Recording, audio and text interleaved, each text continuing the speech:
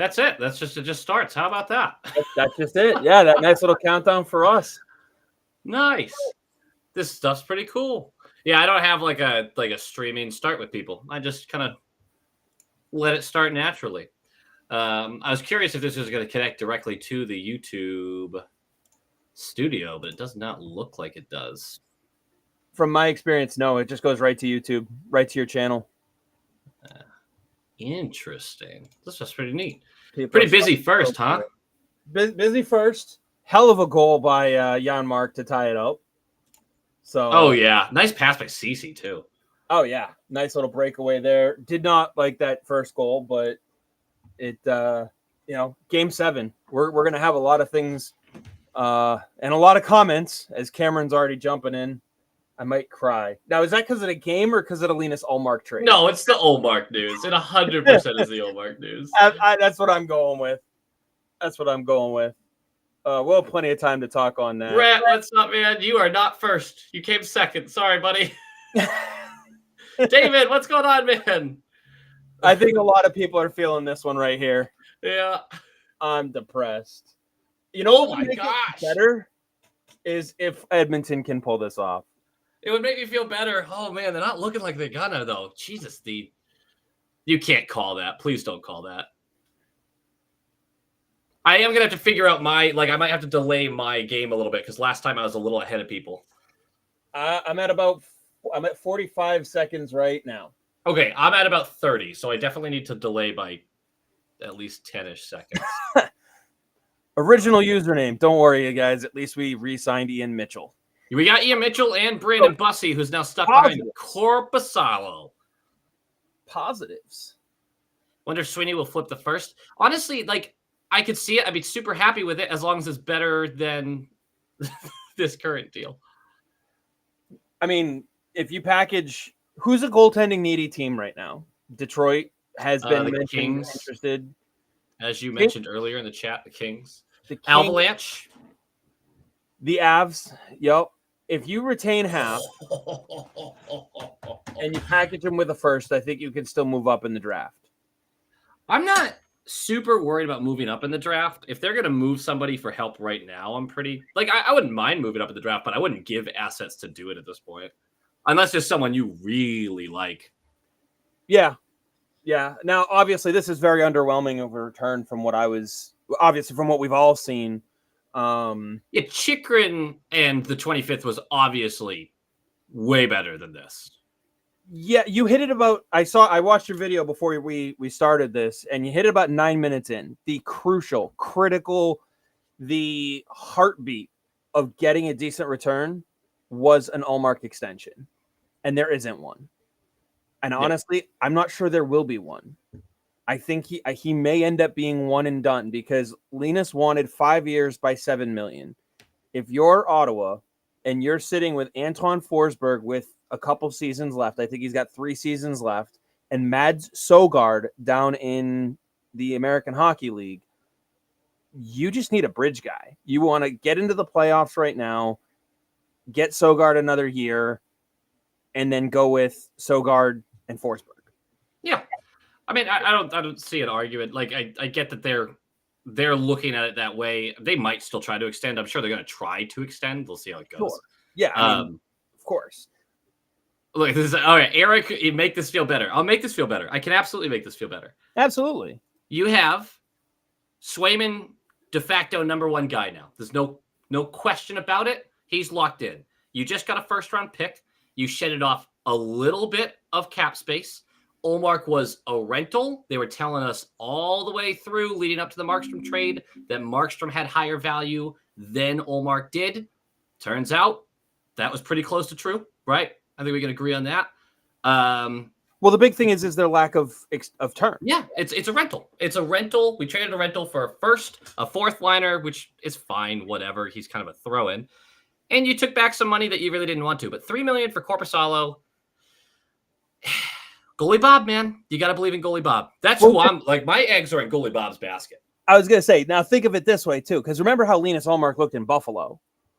If you can do half of to Korpisalo to what you did to Linus Ullmark, mm-hmm. I mean, give it a year, and that's an asset that you can flip. Imagine he has like a 9-18 up until the trade deadline. Do you just move him then? I mean, depends. I think Bussy will clear waivers at the beginning of the season because he has no NHL games. People forget that. Brandon Bussy has yet to play an NHL game, and we want to just anoint him as a guy who can make 30 starts. Like, he might be ready. He might be. Keyword is might. What if he's not? What if you give him 4 games and he goes 2-2, save percentage of .876, goals against .372? Is that what you want for your backup with no plan B? Right. And that's why I thought even if they did make this trade without Korpisalo, that we were bringing in a vet. By the way, Tommy, hell yeah, brother. Omar did us a favor by nixing the Kings trade. This is way better. You're not wrong. Yeah. Like, you're not wrong in that. That's a genuine, like, yeah, exactly. And you could still do a deal with LA. Like, their goaltending tandem of Kemper and Rittich is not, let's just say they're not all-star guys. And Korpisalo played very well in LA. It was a system that worked for him, and they were interested in extension. So for them, even if you eat a little bit of salary for the next 4 years on Korpisalo, like, okay, so he's $3 million right now. You retain 50%. You keep 1.5 on your books. Is it pretty to do? No. But it's the same as a buyout. I was just saying, the same as a buyout. Look at what Minnesota has put up with, and they've still been competitive. I think you'll manage. Yeah. Especially with the influx of young talent that you have coming in the roster. Poitras's on an ELCO. What? Hopefully, yeah. Well, Poitras's on an ELC. You've got Lohrei on an ELC. You know, you got Beecher still with a little bit of ELC term left. So, like, it's not the end of the world to hold 1.5 for 3 to 4 years. It's doable. Yeah. And it's so much more enticing for LA because they don't have the cap space. And I wonder if that's how you get your left shot D. I'm going to jump over to cap friendly while I still can again. I'm trying to get used to Puckpedia now. Yeah, I probably should, but I'm doing my best every once in a while. I'll still by default type in cap friendly. I'm like, no. To me, it is dead already. Otherwise, I'll never get used to it. If you're talking a Kings trade, who are you trying to get on the left side from them? Gavrikov? I don't see anybody else that would be moving. And by the way, again, this actually, a lot of people's concerns with the Chychrun stuff is like, we're really going to spend $4 million or whatever his 4.6, whatever his is. It's going to drop Lohrei down. It's an expensive. If you manage to get some guy at like 2.5 that you thought could square up in the top 4 in a pinch, then you could feel good about Lohrai's chances this year to play big minutes. I still think it's really risky to go into the season with Lohrei expected to play top 4 minutes, but. Oh yeah, no, expecting him to play it is I think a very high level of expectation. It's actually the same. The Bussy one is the same conversation. It's just we've seen be successful in moments. Right. And I'm just I don't like the idea of going, okay, Mason, here's 23 minutes a night. Good luck. Right. Now look, if he can handle it. Well, I was gonna say he's more likely to be able to handle it than Bussy because we've seen him in those spurts, but he's also more likely to cause turnovers and have problems. So I don't know. That is not an Ekholm Preds sweater. It is that is the Mustard Cat that is signed by Vokun, which I don't have a lot of signed jerseys because I don't like signed jerseys. But when I bought it, he was like, yeah, by the way, I didn't tell you this, but there's a signature on it. I was like, okay, great, thanks. I have a Hurricanes one signed by Noah Hannafin. Nice. That guy's bounced around a bit, eh? A little bit. I'm just trying. I'm looking too, just to see. I wonder. I'm just looking to see because I do think you could get a left shot D-man for Korpisalo with money retained, not necessarily a high end one. like crazy high end. That's what I'm trying to do. Yeah. So No, go ahead. Ben Hutton out of Vegas. 31 years old, left shot, 6'3", 201. He's got this year and the 2025-26 season under his belt, under contract, and he's only going to be $975,000. I mean, what role does he play on the team? I don't know enough about Hutton. He is, let's see, last year he played 41 games, had 10 points, 17 PIMs. Average time on ice, about 14 and a half minutes. So, he'd be probably that third guy. Third pairing guy. Squeaky, I get you. It's not that bad. It's not fun. One of the biggest bummers is you don't know anymore that the Bruins have this great advantage in net. Like, that's just not a factual statement anymore. For 30 games. For 30 games. You're going to have the advantage for 40 some odd. Well, no, but the conversation still is like you could start Ullmark for 45, 50 games if you want to. You could also start Swayman that. Yeah. One of the biggest parts of that advantage is you can rest a player when they're not doing well. But like Swayman doesn't really he goes into the season knowing like if I falter, we're kind of fucked. Like I gotta play. And Swayman wants to play. Like that's not gonna be a problem for him. But no, there is no longer that massive advantage of we can roll either one out. If one tweaks something, one doesn't feel good, So does this mean Jake is coming back? God, I hope so. I don't think so. I think they're too far apart. I think they are, but God, I hope so. That being said, I think Jake DeBrusk's camp swung back around to the Bruins, kind of like Tyler Bertuzzi's did, but they're gonna hit free agency. They'll come back, and Sweeney will probably lower the offer even more. I don't know about that. The thing is, Sweeney typically knows something we don't, Jeff. He typically does.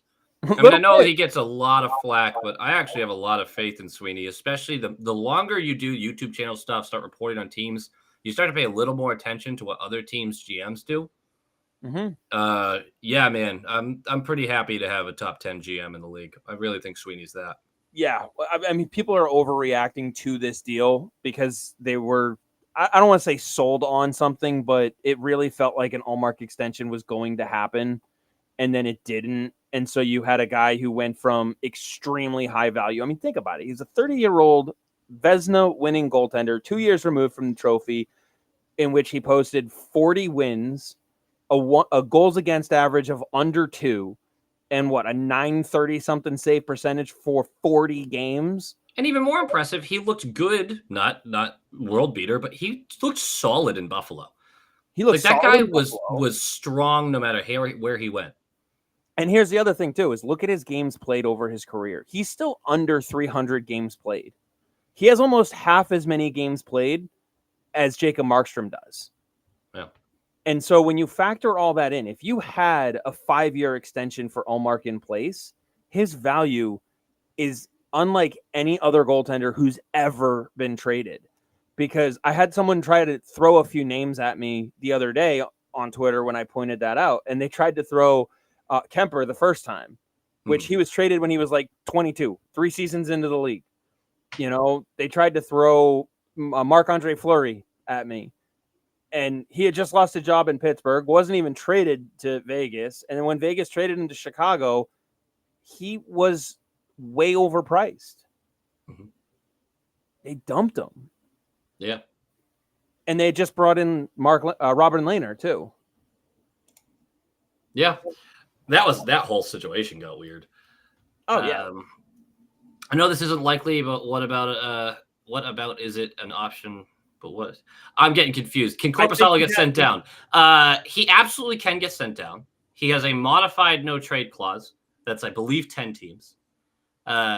If you send him down at the current rate, I don't think retainment affects this. I think you end up paying him 1.8 against the cap instead of the 3. Something like that. Yeah. It's like 1.2 off or something. I think you can save up. You can stash up to 1.5 on a contract down in the minors or something. Oh, is something it that high now? Maybe it's something along those lines. So yes, you could have a Who did we do this with somewhat recently?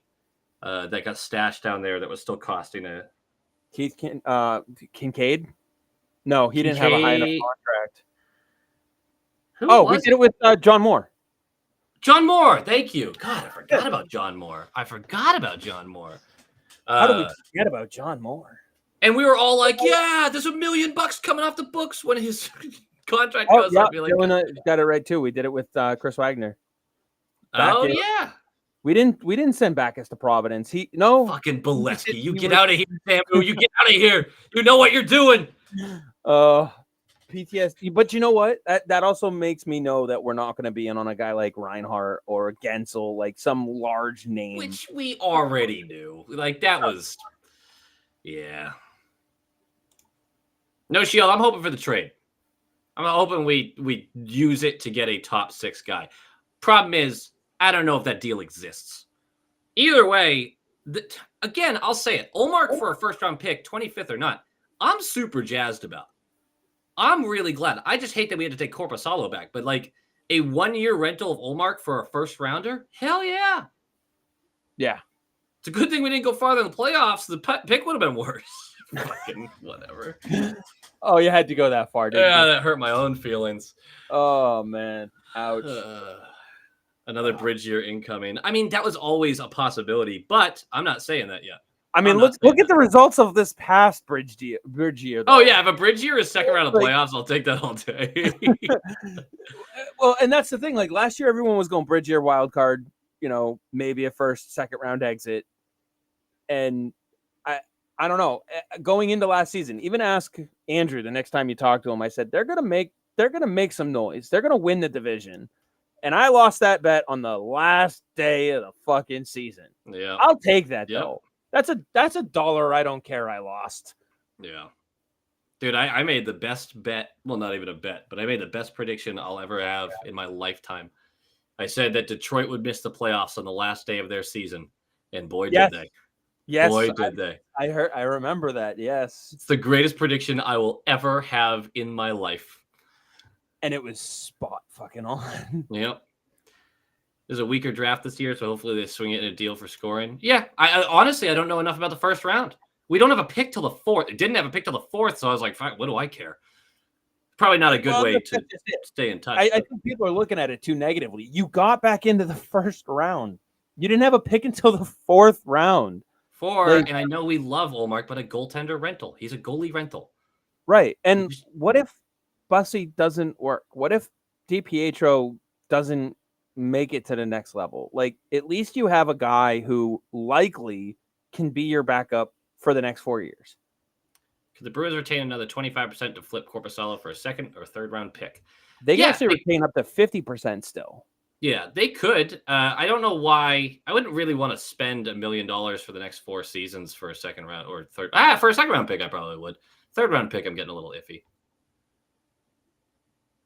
What's up, Young Pine Cone 420? Ooh, you know what? You know who might need a who do they have? The Oilers? No. Well, maybe. No, Vancouver.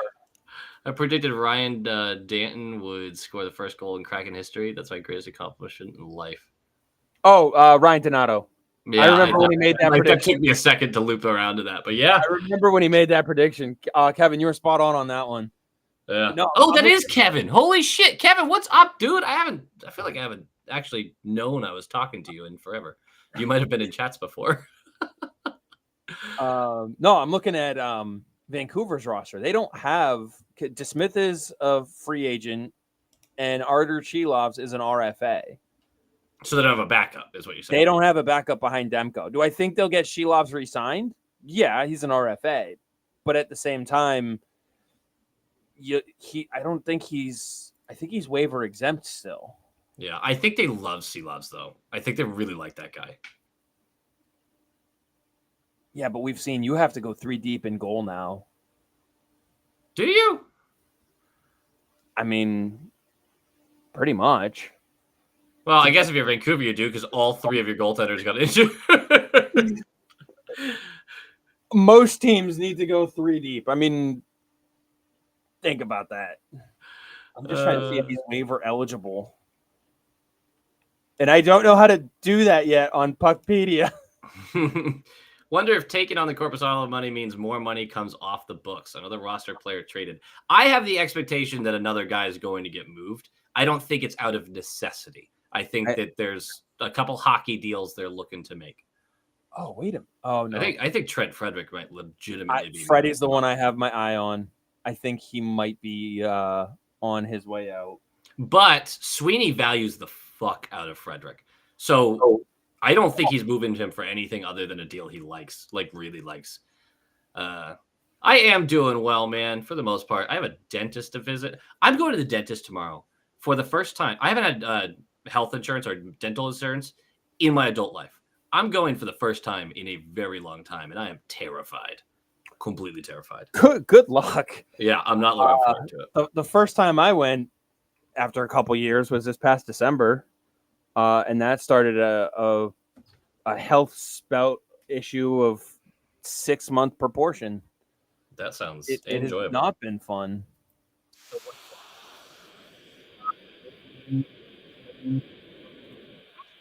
Wow, Swayman, Korpisalo, DiPietro, or Bussy. You could do worse. Absolutely. And I would say that I would argue that that's 4 deep. Yeah, well, you could argue that if those guys pan out. Yeah. Well, I mean but that's the thing is that's why you get Korpisalo because you don't know. Ooh, good. First and Freddie for Draisaitl. God, you know we need so much more. Do you floss though? What do I look like? Not a guy who flosses. I don't look like a guy who flosses. What's this? We haven't cleared up any cap space. Technically, we've cleared up $2 million. No. Well, actually, technically, yeah, because what's his face? He gets sent down. I already forgot the name of the fourth liner we grabbed. Yeah.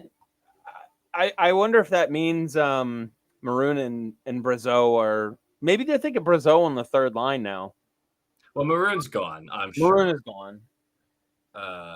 And Sweeney never not Sweeney. Monty never really started to trust Beecher fully. Nor did he trust Boquist fully.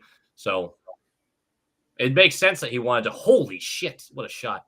Wanted to upgrade in that 4C position. Yep, right here. Kevin's got a classic or something. Yeah. I also think that the benefit of bringing someone like that in too is it's going to help. I mean, we hear every camp, internal competition. Yeah. Every camp we hear that. And I truly think that, especially in my conversations with Dom, Trevor Kuntar is someone to watch out for going into this season. You could very easily see Kuntar, Beecher, Brazeau on the fourth line, Boquist in there. Honestly, you could even see Brazeau moved. He's increased his value enough that you could get, a 4th-round pick for him? Castellic, that's it. Thank you. Dude's a Bruin through and through. People are going to love him. Nice. Oh, yeah, he is a big dude. Oh, time check. That's a great idea. I am at 18:10. You're only about 3 seconds ahead of me, so I'm not that worried about it. As long as everyone feels good about and remember, when my YouTube channel has a delay on it, so I say that, and I don't. There's a delay for you actually hearing it by like 20 seconds. Speaking to the chat. I don't think it's as bad through the restream as it is through OBS, to be honest. Yeah. From what I've noticed. This thing's pretty neat. I might jump on this because it gives a lot of options that look like they're easy to use. We can go over a few things after. I can give you some pointers and stuff. Yeah. Those are what we call off-air conversations. Yeah, right. Bruins have such a strong bottom 6. I actually can't think of what the starting lineup would be come October. You're not wrong. There's probably 9 guys in the mix there, and that's not counting Liesel, who's trying to force his way into the top 6. God, it makes the job harder for guys like Merkulov. Kuntar is going to have a much harder time trying to get minutes now. And this was supposed to be a year Kuntar was really going to push for that fourth line role. I think he still will. I really do. Oh, I expect him to have a hell of a camp. No, I genuinely think he could crack into the lineup. Yeah. He's. I'm not very high on Kuntar, but he's energy, man. He's got it. Oh, yeah. Well, the thing is you want the heart of Kuntar in the skill level of Liesel. So Marchand. Basically, yeah. Yeah, I But want another Martian with another 4 inches to his height. Yeah. Oh man. Although Lee Sal can skate better than Martian, especially now, but even when he was younger. Yeah, no kidding. Let's see. He's just not. It's funny. He can skate better than Martian, but he's not as evasive. It's funny now. Now I weird. think everyone has calmed down a little bit from the trade, and they're going, well, maybe they can trade Corpusalo again. The immediate reaction was just hellfire and brimstone. Is no one willing to say they want to keep Corpusalo? You can't call that. Dude's sliding for 15 feet. You know You what? Though? can't call that. Oh no, that's a brutal call. I was going to say 7. I mean, fuck Kachuk. Don't get me wrong. But what? Yeah, Riley Duran, Leonard Larson in there. He's got the names. Yes, they did do it with Martin Jones, but Martin Jones had a little bit more trade value at the flip, which is an amazing thing to say out loud. Amazing thing. Martin, you know what though? Jones. If you look at Corpusalo in his game, like he could do very well in this system. You can't undervalue. Look, I'm going to believe in him because I have to. You cannot undervalue how unbelievably bad he was last year. It was not just but the Senators. He was. But if you look at the Senators and what they put on the ice in front of them, that was absolute garbage. It was bad. Don't get me wrong. But advanced analytics tells a story that the goaltending cost them a ton of games. Absolutely. But even just the eye test, dude, Korpisalo was weak. Keep two things in mind along with there's one major point in mind with that too. Remember Linus Ullmark's first year in Boston? Sort of. It was a bit shaky. Everybody looked at him and went, "We got this. We signed him for how much? We're fucked." Was it really that bad? I don't remember it being that was bad. the reaction. I don't have a great memory though. If you go back and look, I guarantee you, people were upset at his first season. I have to go over Ottawa's page. They've already updated it. Oh, for Linus? Yeah, this is bullshit. Makes me sad. And I'm missing a power play right now. Not actually.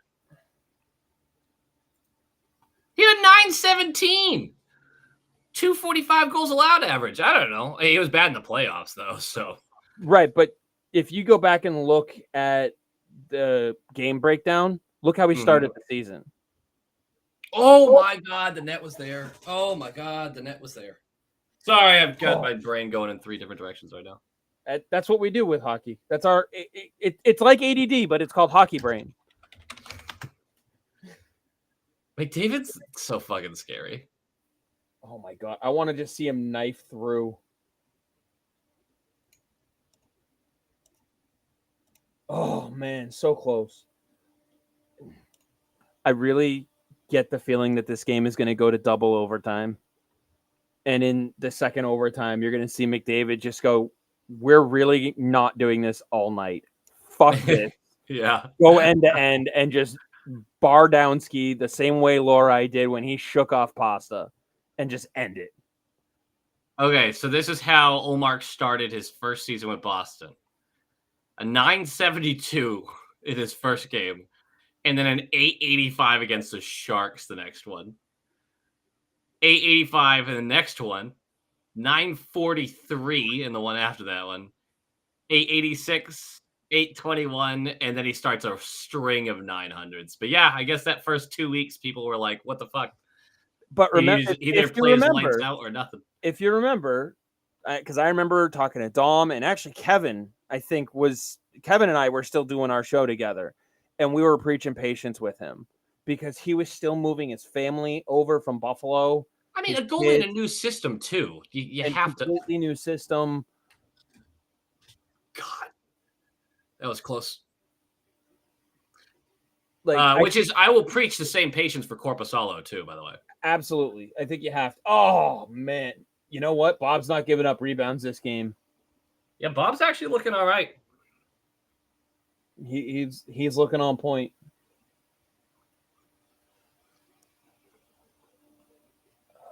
A lot of Edmonton fans in Florida, though. Oh man, yes, That's a good way of looking at it. Pasta was a 25th overall pick. Now, granted, he's the exception. Go back and look at the last 20, 25th overall pick. No. Dylan's right. Next Pasta incoming. Hell Yeah. yeah. I'll take it. Corby is going to be such a scapegoat if we keep him. Absolutely. I'm going to blame him for games he doesn't even play in. Yep. Kevin even says, I was over the moon when they signed Allmark. I know the short shift boys were too. We all knew what we had the potential for in Allmark. And if you go back and look at some of Korpisalo's footage from when he was with Columbus, he's got a high ceiling. Do you know I get this comment on every single video since that game?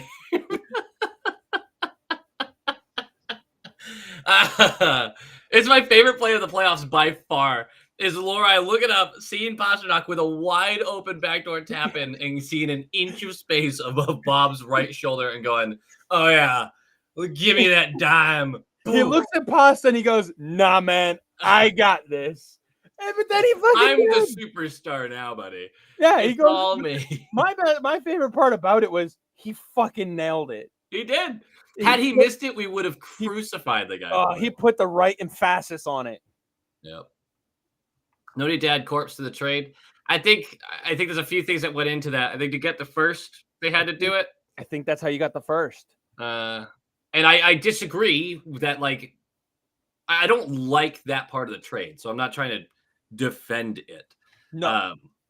But this was a do your best with the situation kind of thing. I really do believe that there was not a deal on the table from any team that included a top 6 winger or center, like a top 6 forward at all. From a top 6? No, absolutely not. Now, this obviously disintegrated from what I had heard from the original discussions because, and a lot of it, all of it hindered on the extension. I got to make that extremely clear because the extension was what was boosting the value of the trade.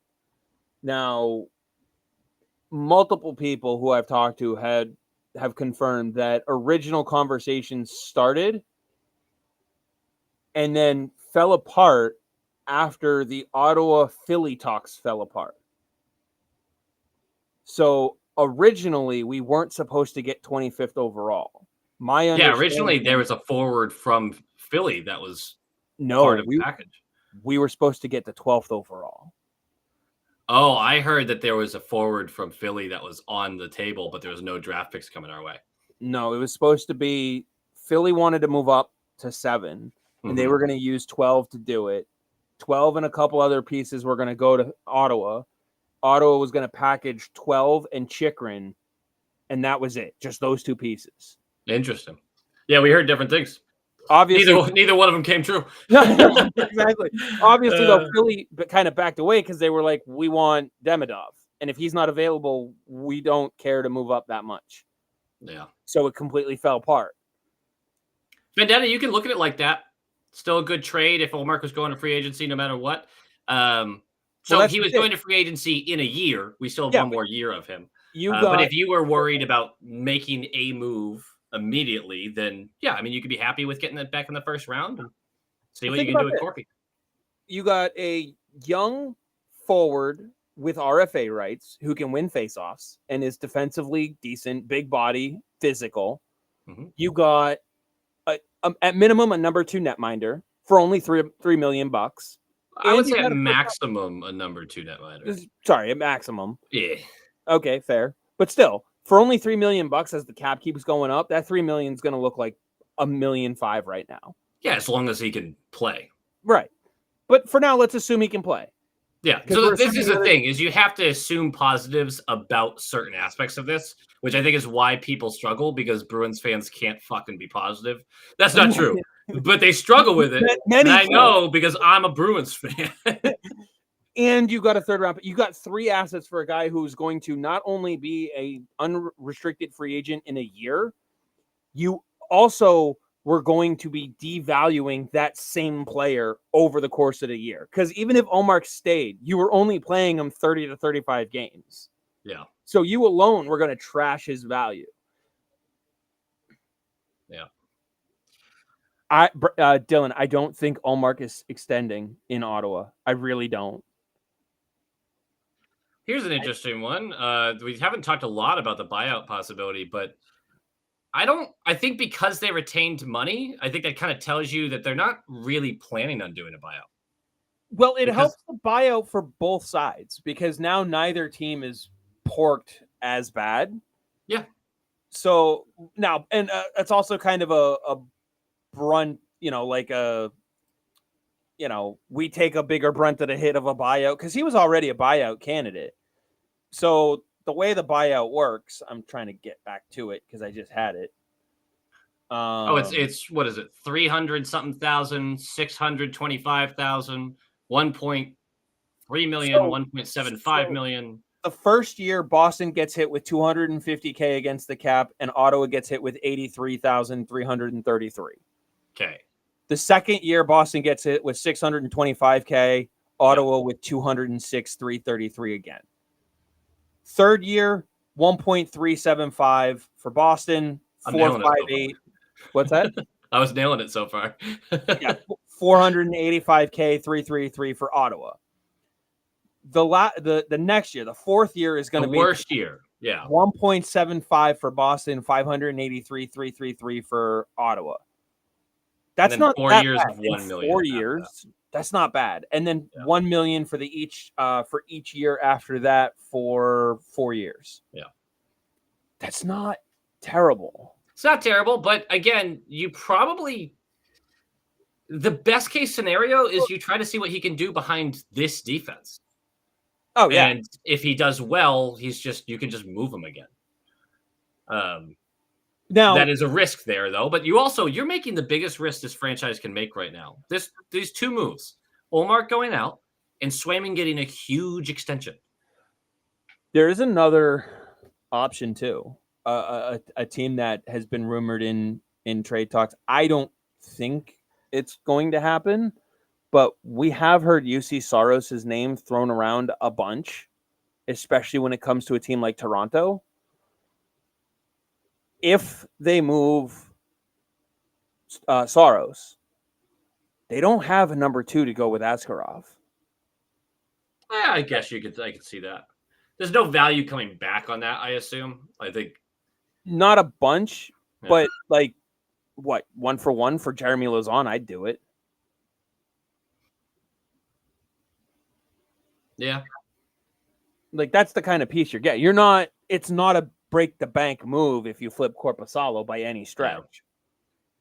Yeah, this one is one I'm seeing a lot of. I would have rather gotten Pinto. Pinto was a Jody. No-starter. Unfortunately, that was an absolute no-starter for them. They asked. Don't get me wrong. For everybody who wants Pinto, know that Don Sweeney started with Shane Pinto, and Ottawa said, "Fuck no." Yeah. So he tried. It was just never going to happen. It was a fun conversation to have, though. Yeah, sure. They're an injury from missing the playoffs. Yeah, I'm not going to argue with that. You're not wrong. Yeah, but you could also make the case that they were last year, too, because we didn't know if Ullmark went down. We didn't know if Swayman could take on the full load for 2 months of the season.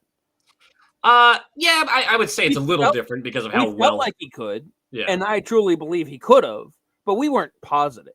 The thing is, right now, you can also say that, or last year you could say you're an injury from missing the playoffs because if Pasta got hurt.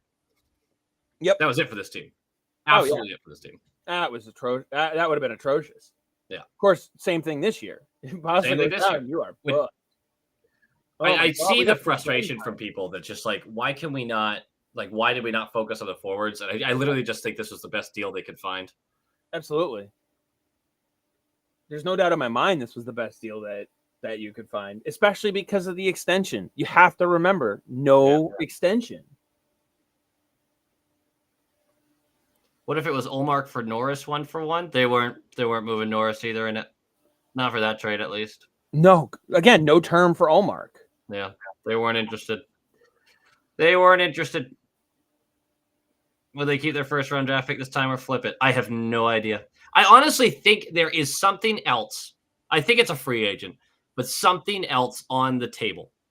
This deal just gives me the feeling that like there's another part of the puzzle that's already finished, only the handshake deal that is going to make this make a little more sense, but that's just speculation. What could we expect from Kasterlik? Do you just want to take that, Chris? I don't know enough about him. All I know is he's a big body centerman, bottom six kind of guy. Physical, he's gone up against Arbor Jacki in fights before, so he'll take on anybody, which this team fucking needs.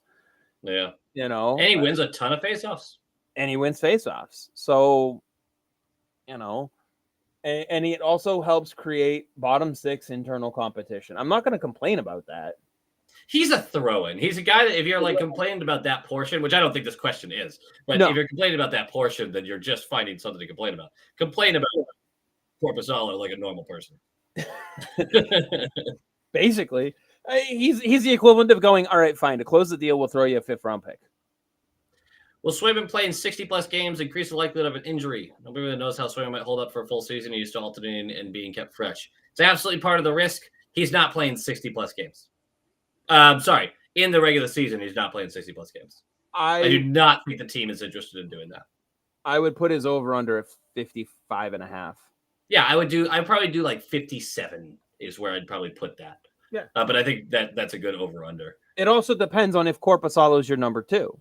If you keep Korpisalo and he's your number 2, you want to get 35 starts out of him. Yeah. That's fine.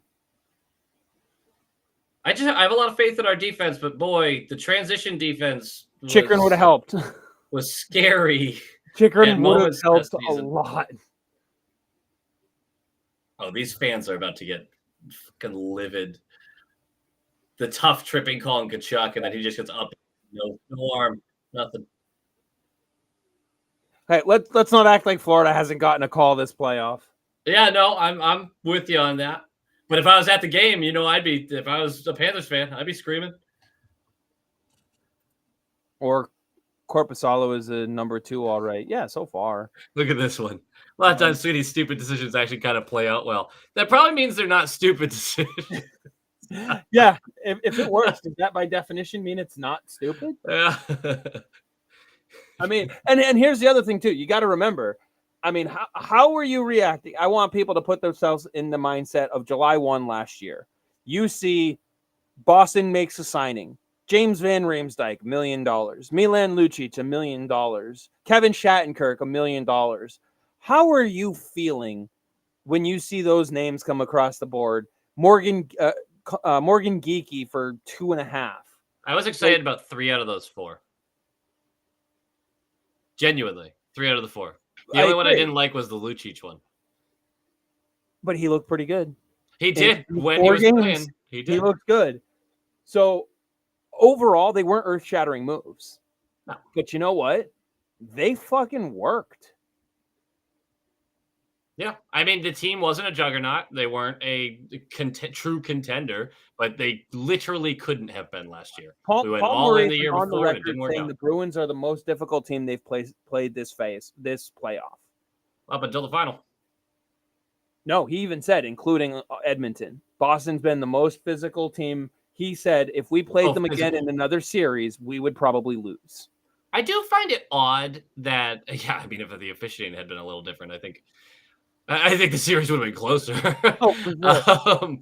But if that goal gets called correctly, there's at least a chance the Bruins win that game. They go to Game 7. Whoa! He just called him a diver and didn't call embellishment. You see the ref there? Oh my god! He just what the fuck, dude? Call it then. Either he dove and it's a penalty for diving, or he got tripped and it's not a penalty for diving. But they aren't letting him play. Refs are terrible. No, but a lot of people throughout the year said that the Bruins weren't physical. They weren't tough. I just don't know. After that Panther series too, like holy they fought their asses off. Do you see this counting clock of offensive zone time? It is dead even. Yeah, this is a good game so far. I'm telling you, man. I think it goes to double OT. I'd be pretty cool with that. I don't know if I could stream the whole time for that. I probably couldn't, although it wouldn't be the longest stream live I've done. Sweeney got geeky just for low qual. Fuck off. I saw that one. I was such a huge geeky fan, and then he's gonna look so good on the third line. Oh my god, I so badly want Freddie, Poitras, and Geeky on that third line. No, I want Poitras to be in a position to. Well, I guess he for has to be in this the year. 3C. The problem I have there is like you're not moving Poitras to the wing. You can't. No. I development want has him to in be the there. middle between those those guys. Yeah, but Geeky in the offensive zone is just such a black hole. No, ironically, Freddie's your goal scorer on that line. But it's All too right. big. Well, now I feel worse about the season. Oh my god! Oh my god! Get the puck out of the. Oh, you gotta hold that. Either that or the defenseman has to clear that out. They can't just bumble it in front of the net. Last game that was going the other way for a goal. Holy smokes. That is right, Jody. The most important thing is they got a round 1 pick. That was what was important out of this deal. Yeah, I think too many people are trying to look negative. Oh! I just saw it. Yeah. Oh! David's got it right. This right here. Oh. What the fuck just happened? What David said.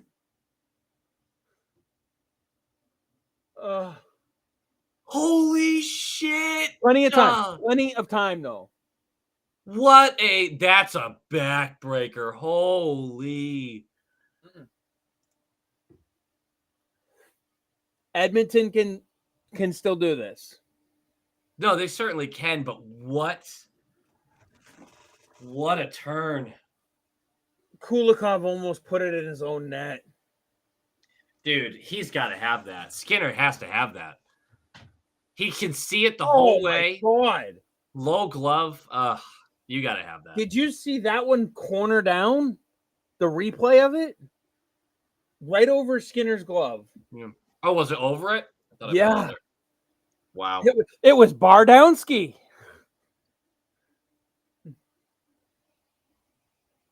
And yes, Lorei definitely learned a ton from the playoffs. I would love to see him paired with Carlo next season. So you have Lindholm McAvoy as your top pair. You don't have a choice at this point. Well, I guess you could do Lorei Mac, but he has to be in the top 4 right now. I would go Lorei Carlo. They just seem to complement each other a little bit better to play freely. Then you got the 2 strong two-way guys in Lindholm and McAvoy. You can always go back to Lindholm and Carlo in a pinch for a PK. Oh my God. The wheels are about to come off here. Skinner's the one who's rattled now. He's been nails in elimination games until this one. So we're sending Korpisalo to Edmonton. That'll be icing. Yep. That'll go down. Yeah, only Reinhardt's second of the series. That's something. Wow.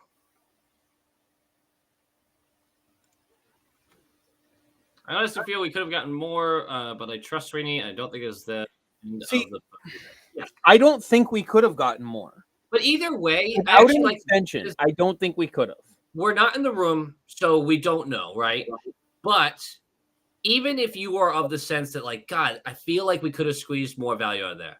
Because I feel like we could have. I feel like we could have gotten a little more value out of that. But it's super reasonable. All right, not the end of the world, not the end of the let's just see what happens next. Rather than crush, like, everyone's going to freak out about this for a couple of days. And then, You know what's going to end up happening is he's going to end up having like back-to-back shutties to start his Bruins career, and everyone's going to be like, "This guy's awesome." Yeah, this guy's the new Swayman. Trade Swayman.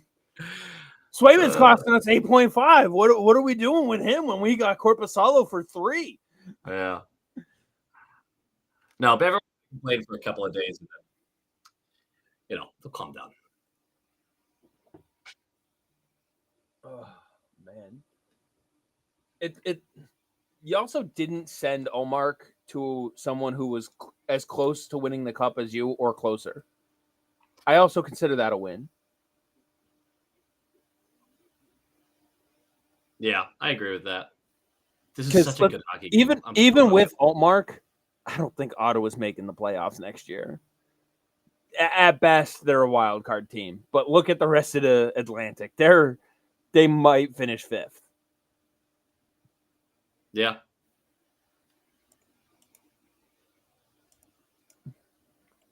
Do we have another hot start to the season? I got to look at the schedule when it comes out and see. I think our opponents will dictate that more.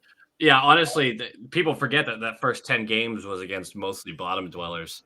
It did set the tone for the whole season, though, because we basically won all of those and then played 500 hockey for 4 months, and we're still number 1 in the division. Right. I can't. I'm pissed that I lost that bet on the last day of the season. Trevor says, I'm not mad at Korpisalo coming over. I figured he would. I think the Bruins needed a backup, but not getting Chychrun sucks. See, the name I had been hearing was Forsberg. I had heard Forsberg might be part of the return. So Chychrun as a return was us on acid. No, Chychrun as a return was us with Olmark getting an extension and then going over. Or a handshake deal for an extension. Yeah. That was the Chychrun deal, is if an extension was technically in place. Right. And I really, because they could have filed it, had the league say it's not July 1st yet, we're not accepting it. And then the next day, July 1st, refiled it. Like, or if he was willing to move the no trade clause, you could have had him sign the extension with Boston on July 1 and then trade him with the extension July 1. Yeah. So that tells me they weren't close on the extension. It's actually all you guys' fault. You wanted the trade to happen sooner rather than later. Got to blame the fans for that one. Yeah. Can we just get it done? Well, this is what happens. When I say you guys, I mean me too. Hey, I was trying to be patient. I stayed off of Twitter for most of the day today because I just didn't want to deal with it. I haven't gone on any Discords or anything like that. Like, yeah. Someone says they could have held on to Olmark and looked for a trade next season. Teams fling first rounder all the time before the playoffs. That's how Boston lost their coveted number 25 that just got back. Yes, but you are risking losing Olmark for nothing at that point because you still have to work around his list of no trade teams. And you also devalue the asset yourself by not playing him 45 games.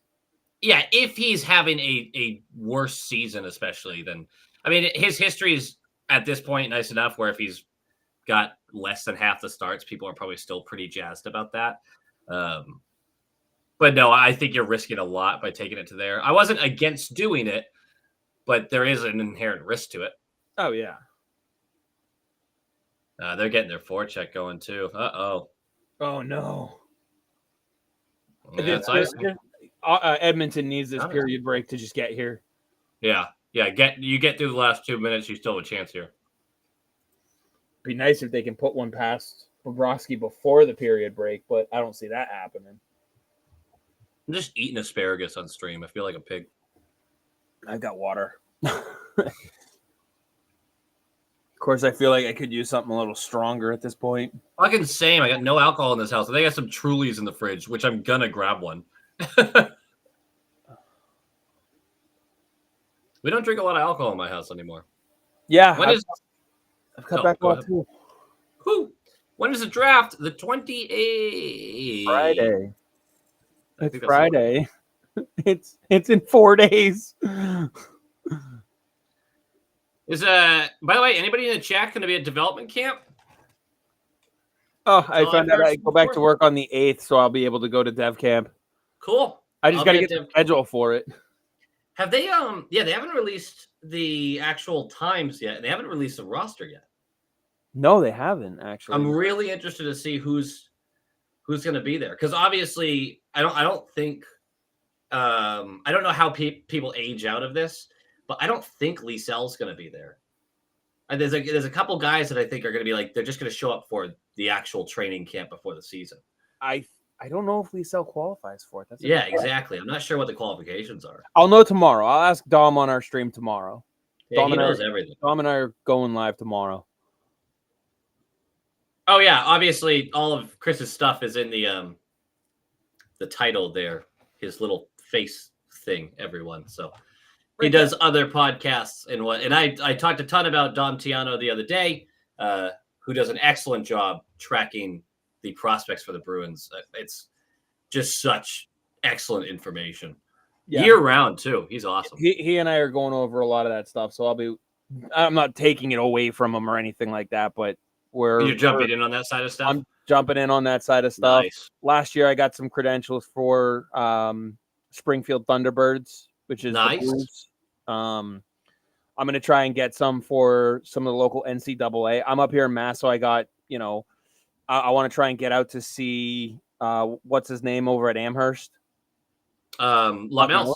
Yeah. I want to try and see him. My favorite prospect. Oh yeah. Not our best prospect, but my favorite. And then I got, BC's not that far. BU's, I can be there within an hour and a half with traffic. No, actually, Fletcher, you don't. You don't have to pay to go to Totally Debian. open to the public. Sorry, hold on. You have to pay for parking. Oh, there you go. It's Boston, so Expensive. bring like $50. So this will be the first development camp I get to go to, so I don't know all the ins and outs, but I'm pretty pumped, and I'm sure there's gonna be people there that help show me exactly what's going on. When you get up, I'm guessing you're staying in the Boston area? Yeah. I'll be, I think, 15 minutes from Warrior, something like that. What are you in Boston? Or are you? I have no idea because my wonderful fiance loves to do all the travel stuff, and she just knows where I need to go every day for like 3 days in a row. So she's not going to completely fuck me over with that. Is High Quality Fiance coming with you on the trip to enjoy the Boston area? She's just using this as a vacation. She's like, great, I get to get on a plane. Absolutely. She makes a lot more money than I do, so she just any chance she gets to go out, yeah, she's gonna do it. I don't blame her at all. I would tag along myself. Dude, her work is grueling too, so she gets burnt out and off she goes. There you go. Hey, we are not getting HS. No, we are probably not getting HS. We couldn't get Chikrin. We're not getting HS. And ESPN Plus just crapped the bed again. Thank you for that. Admiral Autism, excellent name. Dude, UMass Amherst, 20 minutes from the house. You got it. Mel's is going to start, I believe, on the third line this year. But I bet he works his way into the top 6. It'll be his second season in the NCAA. Yeah. Second season on North American Ice. Second season in, he should see a good jump overall. Let's see, 3. Wow, Draisaitl doesn't even have a shot on goal. Something's I think he's hurt right now.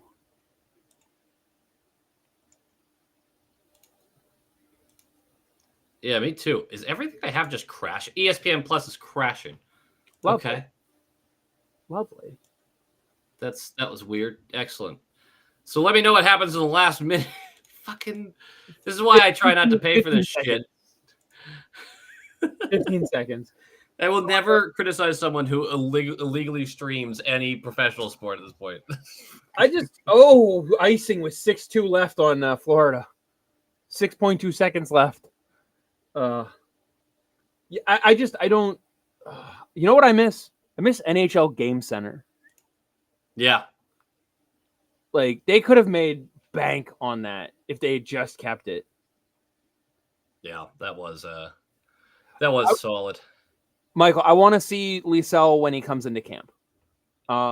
Last year, he got called out by Ryan Mougenel down in Providence for kind of the attitude and last year in camp. I know he was recovering from the concussion, but you could see it in his body language where it was just that I don't need to be here. I'm better than this kind of attitude. And he clearly carried that over into the season. He got called out for that kind of thing from Mougenel, and he turned it around. So he had a really solid end of the season before the concussion. Really solid. I got to see what he comes in at camp looking like. Oh, park at Stop and Shop and Walk. It's 2 blocks. Is that to Warrior? Yes. There is a Stop and Shop, I believe, not too far from it. Hell yeah. But my understanding is Stop and Shop reserves the right to tow a car if they find out that they're not there for their shopping. Oh, wait, I'm not renting a car. What am I even talking about? I'm just getting public transport. You're like, I'm just fucking walking. Yeah, what am I even saying? You're like, I got a fucking Uber, man. Yeah. I don't like driving through Boston. No one likes doing it. You just deal with it. What else do we got here? Jonathan Quick playing at UMass. Oh shit, I forgot Quick went to UMass. You know, I went when I was in, I think it was like 8th grade. We went to the Bean Pot, and you know who was the goalie for BC then? It was Corey Schneider. Oh, the old Schneidmaster. Oh man, I remember watching him in that Bean Pot tournament though, going like just watching him, and just like he was so good for BC that year. Yeah, he had a weird career. Yeah, God, this is really making me feel old though, because he's career like past. Well, he saw a lot of injuries. He did. So he ended his career he could still physically be playing if he didn't get hurt. Yeah. Age-wise, he's not that much younger than me. Talk about a way to make your life feel like a failure. You see a whole bunch of people making that kind of money. Pasta's younger than me. Fucking, and it's just like, oh, what have I done with my life? Dude, I was talking to my buddy about this. He was it's Slavin just signed the extension. Yep. Cheap too, 6.5. That's an awesome deal for them. And I said, man, at the end of that contract, you're gonna feel hella old. Like you've watched this guy from the beginning with the Canes. You're gonna feel so old. When Bergeron retired, that's when I went, oh shit. Oh my god, yes. I've been watching this guy for 20 years.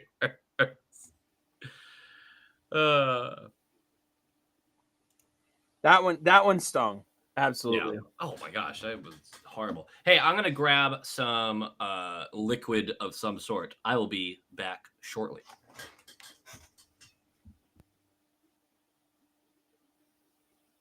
There are a couple guys that I wouldn't mind them taking a look at. It's younger guys or cheaper guys in free agency that I think can add a bit of value to the depth of the organization. I'll go over some of them, and then when he gets back, I'll see if he's heard of any. Most of them are ones that I've been doing some digging on. Let's see, with JVR Maroon gone, is Heinen out the door too? Heinen, I think you can get back fairly cheap. I think so, though. I think those are all guys that they move on from. But I know how much Monty loves Heinen. So I don't know if he has to be coming back. What Heinen gets paid. Heinen played himself into a decent raise. You were lucky he stuck around camp last year waiting to be signed. So are we welcoming you back? Yeah. I would sign Heinen to a $3 million deal. No questions asked. See, I would do it if you could get him for less. I think $3 million is too high, especially given the fact that now you don't have as much cap space from the Allmark deal. Yeah, but also he played anywhere actually anywhere that you needed to. And you can put him for a game or two anywhere in that lineup and be like, okay.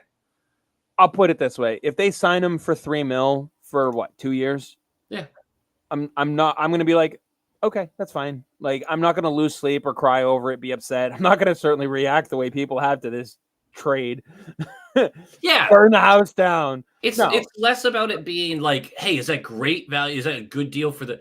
No, that's a fair deal for what he did and what he brings. And if he's willing to take $1 million, this might set some people off, but if he's willing to take $1 million, I would bring JVR back too. I'm pretty done with JVR. Well, think about how much his game fell off when he lost 15 pounds because he got sick. I didn't like his game before that. He had yes, the points of value, and it's crazy to say, like, I don't like him when he's one of the few bottom guys that score. I'm not thrilled by him, but for $1 million, I'm not going to complain. Yeah, that's fine. I just think I would rather that spot go to like Merkulov or somebody else that's making a push rather than continuously, which we've done this for a decade plus, just loading up on these aging vets in the bottom six. And you're like, can we see what the younger guy got? Can we do this for a second? Duclair, great answer. I definitely want to see Duclair come in. Oh, shit. Matt Strome scored. Hershey has won the Calder Cup again. Good for them, I guess. That doesn't mean much to a lot of people, but just got that update. Figured I'd throw that out there. No, there's a couple. There's a couple guys that I think you could get for cheap that would help build. Worst case scenario, they help build out your AHL roster, but could make a push. There's a kid in the actually I think he was in the Thunderbird system. Will Bitton, he's a center. He's he's very good at draws. He scored 50 something points in the AHL last season. Youngster. He's a little on the shorter side, but at the same time, I mean, we've seen some good. I wouldn't go that high on Heinen. 3.5 feels a little bit of a stretch to me, but I understand. Like, I get him. I get it. 3 would be my max. I think 3 is my max too, but will anyone get stuck in an elevator next year? Yeah, me. Probably some fans. I'm gonna do it. It's gonna be me. Yeah, going to dev camp. Cameron, I'm gonna answer this real quick. The trade, not as bad as it's being made out to be, just could be. It just felt like it could have been more. It felt like it was going to be more because the way everything was worded, it felt like there was an imminent extension. And it felt like they were closer than they were. Boston Red Sox 49. Thank you so much. I will pet my dogs. And also my dog's winky face. Who do you think the Bruins will sign in free agency? I really hope they make a real push for Duclair. I know he was just mentioned earlier. I just really like the guy, and I don't think he's that expensive, and I think he adds a lot of talent to the middle six. So I'm hoping that there's a pursuit there. Lindholm is obviously still super high on their list. Chris, I don't know if you heard anything different, but I think he is their number one target. Which is, God, just don't give him $9 million. Like, what are we doing? Kevin LeBlanc from the Sharks, I would love to see a little bit of a run at. I think he can bring more value on a little more structured team. I've liked LeBlanc for years, and the Sharks don't even like LeBlanc, so I don't know what the fuck I'm smoking, but I like him. What are the names come to mind initially? Oh, he's a winger, though. LeBlanc, yeah. Yeah, I wasn't looking for him like a top 6 center. No. Nothing like that. I want to get a center first. First and foremost, like the number one priority at this point is the best center that you can get. Which would be the top 6 center? I don't know, but that's why I'm wording it that way. You've got to get the best center that you can get. Yeah. Wenberg would be like an interesting guy, but I think he's looking for more money than we want to give. And I mean, we have Wenberg at home, you know, like he's a geeky type, in my opinion. He's a higher profile geeky type, I would say. Yeah. And geeky is already a known commodity. Like, you know what you can get out of him. I feel like why add another geeky? Yeah. Cameron, I feel like the option to get a left D fell apart when there was no extension in place. And I feel like the option to get center depth wasn't on the table with this deal. And they brought in Korpisalo to make sure that they could get that first from them. And they still got retainment out of it. I do think there's a little bit of hubris from Sweeney's part, saying that he thinks he can rehab Korpisalo back to what he was previously. You don't have to do half of that, though. Huh? You don't have to rehab him to what he used to be in full, even. Just some of it. Hey, Echo, how are you? Yeah, no, you're not wrong. But I think it's a little bit of hubris there. I think Sweeney's, we've been so good with goaltending that Sweeney's like, we can make it work. What are your centers to start the year? My guess, authentically, is it's Lindholm, it's Coyle, Zaka moves to the wing, Patra is your 3C, and then whoever the hell, Beecher or Boquist or whoever in the fourth. You know, the other thing that Sweeney likes to do too is he likes to look a year out and see who has that 1 year of term. Oh yeah, he likes to find these quick little like no one's getting screwed here thing. It does make it difficult to ever have a year where you can just, sign a couple guys rather than 12 of them. Fletcher, the dev camp is July 1st through the 4th at Warrior.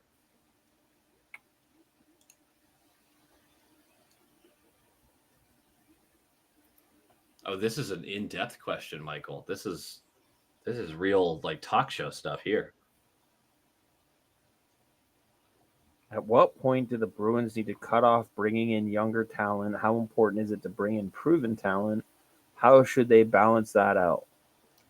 You want to start? Yeah, this is the toughest line to walk in hockey, especially with a team like the Bruins right now, because the balance isn't going to truly be there. Pasternak is 27. Sounds right.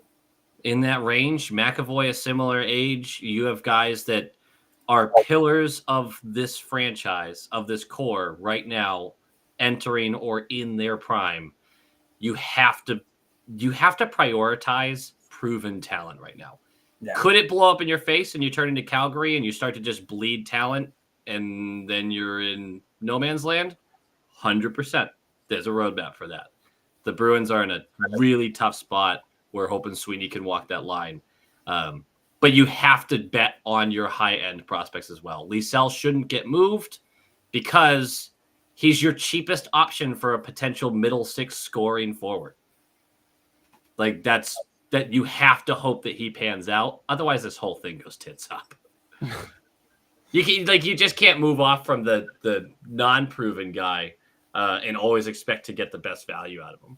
Yeah, it's a tough line to walk. It really is. Something that I just thought of too with this new kid that you just brought in this deal. I wonder if that makes Johnny Beecher available. Oh, I bet it does. I was holding that in the back pocket for the next short shift. Sorry. No, that's totally fine. I'm just looking at it and I'm like, fuck, I wonder if Beecher's now available. I'm telling you, I think Sweeney feels a lot like I do about Beecher. He is what he is. Does he belong on an NHL team? 100%. At Does he belong on this NHL team? Probably not. If everyone could commit to 4C, absolutely. But if there's teams out there that are like, this guy might have middle six center potential, yeah, you trade him. You go, absolutely. Fuck because yeah. That guy, that high of him, he's never figuring out the offensive zone. No. Ever. It's not happening. Ever. No, if someone's willing to give you a halfway decent value for him, if they think he's going to be a middle six forward, that means they're willing to give you like a second round pick or an equivalent thereof. I would take a third. For Beecher, sure. He was a first-round pick. I don't care. That didn't work out. But here's the thing. What you're doing is you're literally making the same decision that Rob Blake made with PLD. We tried. It's not going to go the way we thought. We need to move on. Yes. And There's to get Kemper in that cost deal, fallacy or anything like that. You're deal with what you got. The second you drafted him with a first-round pick, he's going to devalue right away. It's like a used car, a new car. You drive it off the lot. The second you sign that guy to an ELC, you don't know if he's going to be worth the pick. Liesel at least another year away from top six. He could be ready this year. I say there's an outside chance he's on the second line midway through this season. If that call out from Mouchinel stuck with him and he works out this offseason, works his ass off, he can come into camp and he can take a top six job. He can. Yeah. Because there's a top six job open. You don't even need to take it. You're taking it from Trent Frederick. Yeah. Let's go, buddy. You can do it. I fucking believe in you. Man. Pasta is the next Ray Bork, huh? I mean, that's how tense the situation is right now with this team. There's a lot of moving parts and it's tricky. I'm really hoping that's not true. The issue is if we're not even close, Pasta will step up and be like, "Get me the hell out of here!" Not 22 years into his career. Yeah, I think it's while he can still score a goal is when he'll be. Bork was different. There's no longevity like no. Bork had. This And just doesn't exist. the thing with Bork, I think Bork actually kind of helped the NHL players start to realize that they could do that.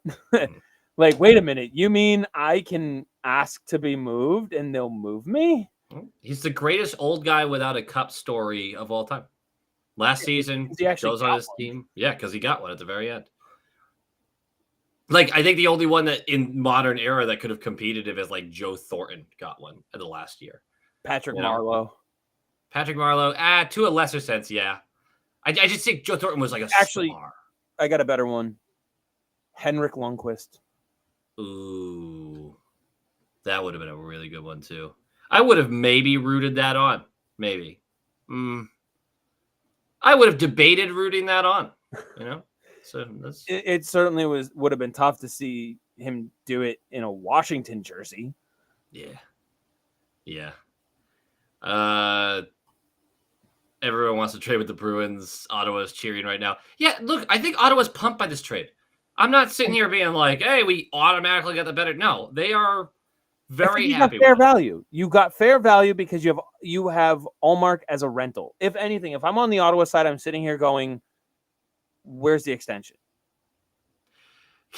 Sorry, Cameron Peters. What team? Only Cameron Peters gets to answer this. What team does Carey Price leave the Montreal Canadiens?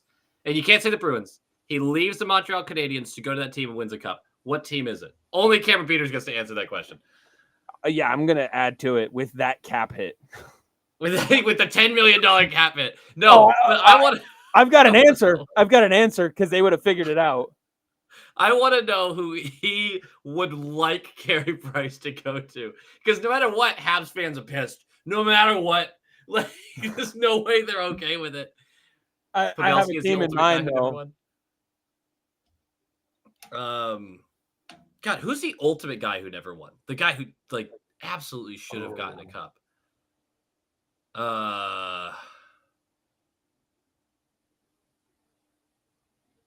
Did Iginla ever get a cup? Iggy never got one, no. Because remember, he went to Pittsburgh to get one, and then we eliminated them, and then he joined us. And they joined us. If he joined us the year before, come on, man. But the thing is I don't know if I would put Iginla as the number one guy. He's just in the conversation. Oh, for sure. Pavelski's in the conversation as well. Oh, speaking of Pavelski, just because of the team, you know who I'd love for Boston to go after this offseason? Someone was asking about the free agents. I'd make a real push for Matt Duchene. I would too. I think he'd be a serviceable 2C for us. Not a high-end one. No, serviceable. Very serviceable. And you know what? If you were to put him in between, say, Zacha and Pasta, I think you've got something decent there. Yeah. I think he comes in. Yes, he's a 2C, but I think he comes in and he is automatically your 1C. He is your best center. Yeah. Early 2010s Chicago, Cameron Peters, you piece of shit. That was never going to happen. Yeah, no, he's not talking logistically. He's just saying who he wanted it to be. That would piss off. Well, first of all, it would have pissed off Habs fans. But you got to remember, Chicago was in the the end of the longest Stanley Cup drought in like NHL history, or one of the longest, not the longest. Oh yeah. They were abysmal for decades. Listen, so it would have been kind of great until we found out about Kyle Beach. Yeah. Yeah. If we're being honest with ourselves, they deserved it until we found out about Kyle Beach. Yeah. I've been talking about Duchene for weeks. Excellent. Love that. Oh, good. You're not the only one. Ooh. High and wide. Whew. Florida's coming out buzzing. They know what it takes. This team gets it, man. They're finishing this game out.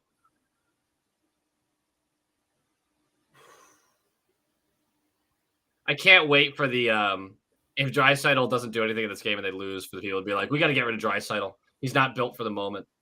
Right. Somebody's gonna say it. Here's my question: If this score holds true, who's your Conn Smythe winner? Barkov. I just think they hate choosing a loser, man. I agree. Oh, Pavel Bure is a great answer to that one. Definitely in the conversation for sure. Oh! You aren't cheering enough, so it didn't go in. My goodness. McGrody will not. McGrody. I don't know how to say his name. McGrody. McGrody. That's a good one. He is not coming to the Bruins, unfortunately. No. Not enough But he will assets. get traded. He'll get traded. I think Philly would be smart to try to grab him. Oh yeah, they're cook. Briere's cooking down there. Yeah, I think that's a nice little like, hey, he matches our timeline.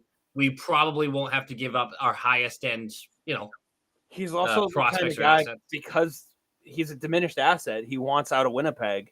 If you can get him, you could package him with 12th overall and move up if Demidov's available.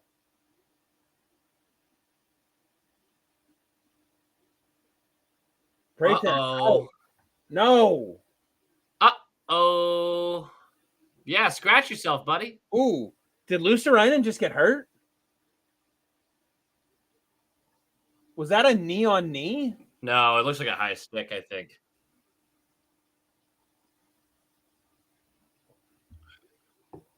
Are they calling it? Can we trade the whole AHL team for Jordy Eberle? I'm not trading Merkulov and Liesel and Bussy for Eberle. I'm not doing that. Come on, man. Are they calling? Luongo is a good one, hilariously. Yeah.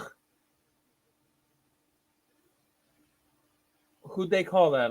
The Sedins were incredible. They never deserved a cup, in my opinion. I don't think those were two players that played. Ooh, okay, yep, that's a high stick. Damn I it. can't say winning hockey because they won enough games, but no, I don't think the Sedins are in that conversation. Oh wow, they only went with 2 minutes. He definitely drew blood on that though. I didn't see the blood. It was right on the brim of his nose. Oh, I didn't see it. Bouchard is my pick. It wasn't like pouring out. You can't put Bouchard. You can't. You're trolling. You're trolling. Bouchard hasn't even been the most valuable player on his own team. He knows. He knows. Now, if you didn't have McDavid and you didn't have Draisaitl, it'd probably be Skinner if they win. Do you want? Wait, you think it would be Skinner?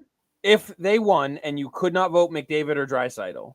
Oh yeah, Skinner would be third on that it's list. McDavid. There's a chance it's McDavid even if Florida wins. But I think it will be Barkov at the end of the day. McDavid secures it if he scores a game-tying goal, even if they lose. We'll see. I just think people don't like choosing a loser anymore. Who do you think will be the best and worst team, and who will win the cup? A little bit early for predictions. But that's what makes it fun, though. Yeah. Oh. Anyway, best team next year. I think the Oilers win the President's Trophy. Ooh. I think Dallas wins the Cup. I don't know if I can get behind the Prez Trophy for Edmonton. Runners up in the Stanley Cup final, man. It's like a thing. Yeah. Not 100% thing, but it's a thing. Dallas wins the Cup, and the worst team in the league will once again be the Sharks. That team is so butt cheeks that there's no amount of work they could do over the next couple of months to fix that. I know I'm just going with the easy stuff, but man, that feels right to me. You know what? I think worst team next season's going to be Anaheim. Holy shit. Anaheim has too much scoring talent. They don't use it, but bottom 10 team, absolutely. Bottom 7 team, absolutely. I have a hard time seeing them be worse. The thing is, they're not doing a lot to improve. Greer's making moves in San Jose. And if Macklin Celebrini doesn't go back to college, like, there will be growing pains. Don't get me wrong. They may be number 2 when it comes to being the worst team in the league. They will be down in the basement for sure. They will be on the bottom rung of the ladder in the basement. But Anaheim's not doing a lot to get better. And it's one of those things where they have a couple pieces that contending teams are going to want, like a Killorn, Gudis, if they're out of it, they'll be called about them on the deadline. Gibson. Mm-hmm. So, like, if they sell any of those pieces, they're only going to get worse. True. I think the Sharks are still 15 points behind them at that point. And if they can lose Zegras in a trade, or he'll cause enough drama and bullshit in the locker room to sink them down. Look at this one. Preds to get the President's Trophy, Devils to win the Cup. See, I think you have a better shot at the Devils winning the President's Trophy. Just because, I mean, they get Hamilton back. They've added a goaltender who, if he stays healthy, can be a Vezina finalist. And the word is that Pesci's going over there, too. Really? Yeah. How the fuck are they going to get him? What are they giving up for him? No, Pesci's a... he's a UFA, isn't he? Yeah. Yep. Oh, boy, Carolina pissed him off then, didn't they? Oh. They just have 8 guys to play defense for them. They have to choose one eventually. Yeah, but still. Not a lot of money when you're paying Orlov $7 million a year. I've heard his name in... like, people have called on him. Like, obviously, they'd have to retain. But if you cut that cap hit in half for a season, like, for a contending team, that's a decent... Yeah, 3.5. You can do a lot with that. Oh, yeah. I don't think they want that trip. They want that trip so bad. A lot of diving going on right now. No, don't act like Florida never got a call in the playoffs, though. Cameron, you got to chill, bro. Bottom 12 team? Come on, man. You don't want that. They haven't gotten that much worse. I agree. Today's move made them worse, but not. It's not a plummet to the bottom of the league worse. Utah makes the playoffs. I'd say there's like a 30% chance of that, which is actually pretty solid. Yeah, I think Utah's such a wild card because they have all the money and cap space in the world. And then they have a bunch of young talent who's been playing because they were trying to save money for so long. Yeah.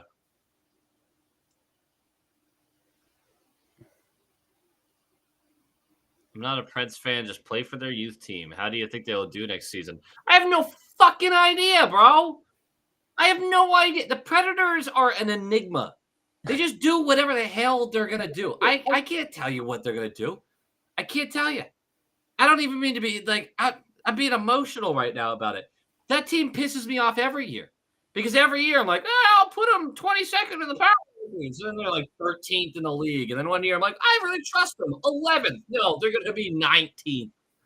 That team pisses me off every year. I love watching them. I love rooting for them. They're always fun to root for in the playoffs because it feels like they always have no chance, but they play teams tight.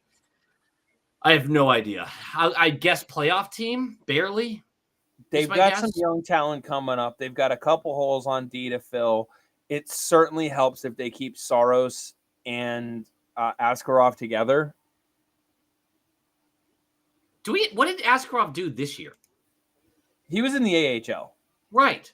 So why I find it weird that there's this speculation of trading your bona fide number one goaltender in their last year of their contract while you don't even know if this guy behind him can play in the NHL yet. I know he's gotten a cup of coffee in the league. I'm pulling it up right now. Hang on.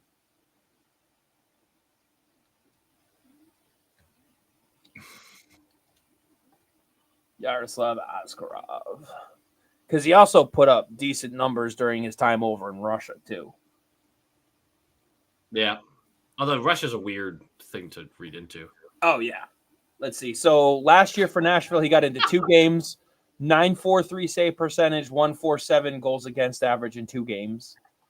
The year before that, 1 game, 4.15 and 8.86. So there was some improvement year over year at the NHL level. And let's see, back-to-back seasons, 48 starts in Milwaukee, 22-23 and 44 and 23-24. Goals against were 269 and 239, and both seasons he had a 911 save percentage. Not bad. Not too shabby. He is definitely someone that, as a number 2 for a year or a couple, I would definitely want to have him. What do you think the shot chart looks like for Edmonton right now? Because I don't feel like it's good. No, it's definitely not. Let's take a look here. Take a look. Bob is not giving up rebounds. Bob's on fire right now. They've had a little bit of pressure from up front, but for the most part, it's all from the point. Any all from shot, the point and distance.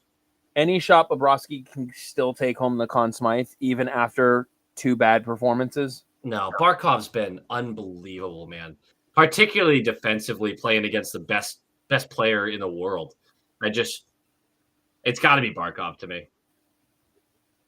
I don't disagree. I think it's got to be Barkov because he's also partaken in helping to shut down completely Leon Draisaitl.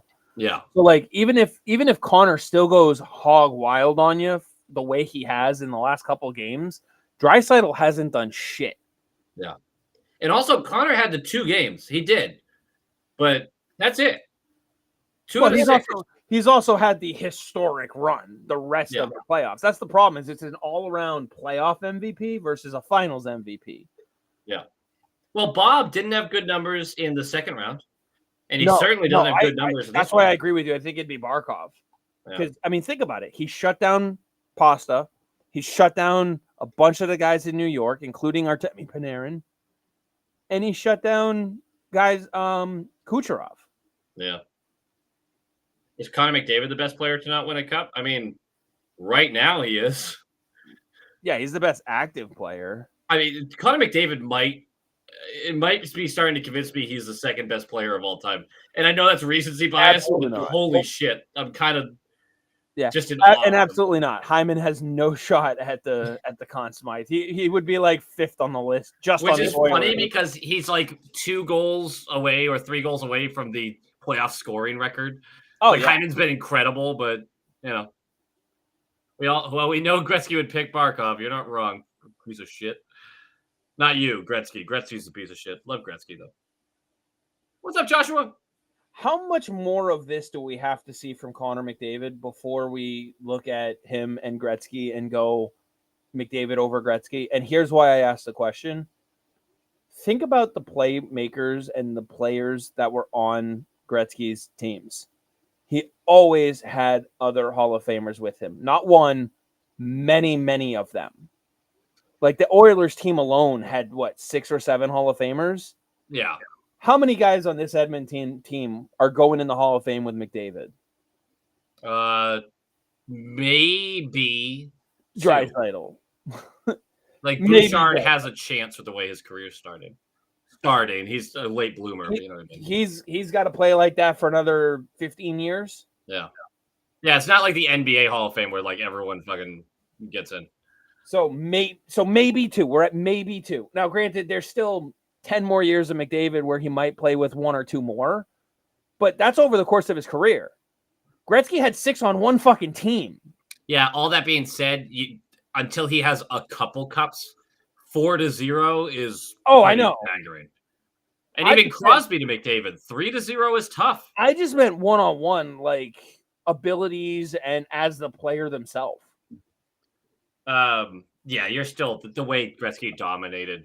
You could talk about difference of era, but you also have to discuss the fact that against his peers in that era, Gretzky was just so unbelievably much better than everybody else.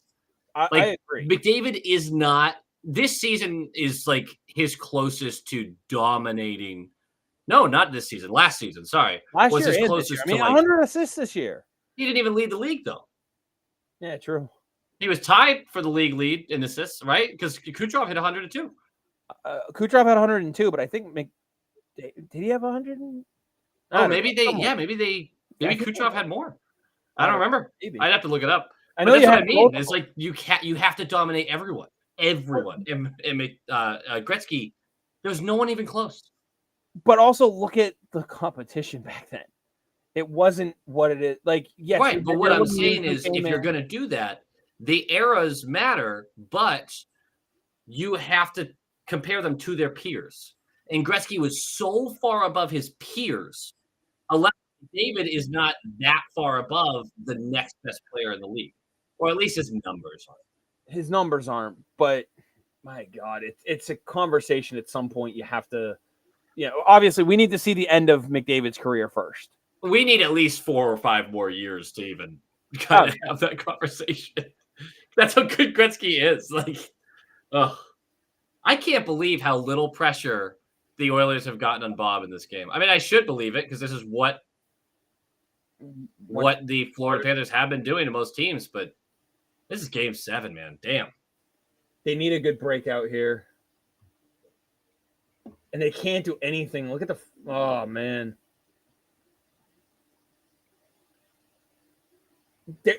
Is it just me or is Florida playing a form of a 2-1-2 right now?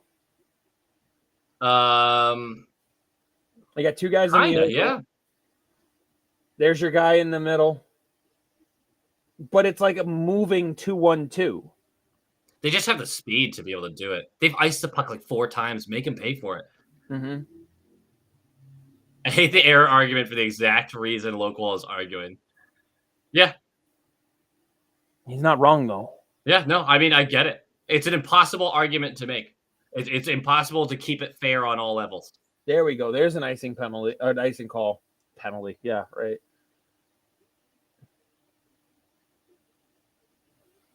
See, the funny thing is it's still a 1-goal game, so overtime is still on the table. Oh, yeah, it is. Oh, God, I'm praying for it.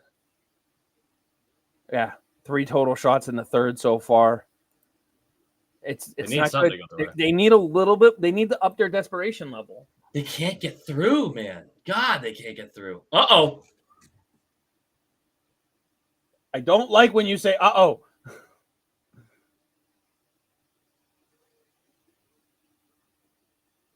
Oh, man. That was sick, though.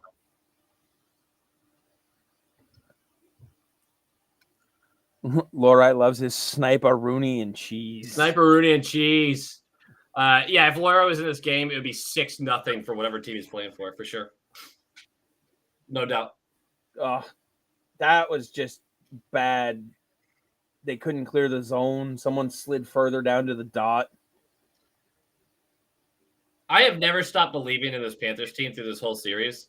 But I am going to be sad if they do win and we get robbed of just the funniest thing ever.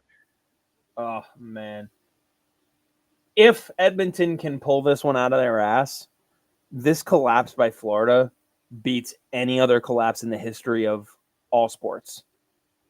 That in Toronto in 1942. But even then, like, that's where you could go, all right, well, the eras do play a role. Right. A collapse against plumbers and electricians is a lot different than... Also, I'm pretty sure that Detroit team was like the worst team in their division that they reverse swept. But like, I had someone immediately reply, "Oh, Yankees in 04." And I'm like, no, that was a pennant race. This is the Stanley Cup. Yeah, this is the finals. It has to be something on the same level. And then someone else was like, "Oh, Falcons 28-3." I'm like, that was a team epic failure and a lot of bad coaching decisions, which, don't get me wrong, this would be the same thing, but that's one game. You fuck up one time and you're done. That would be 4 fuck ups in a row. At least in modern history, it is the closest. Oh, absolutely. That sack that put them back out at field goal range.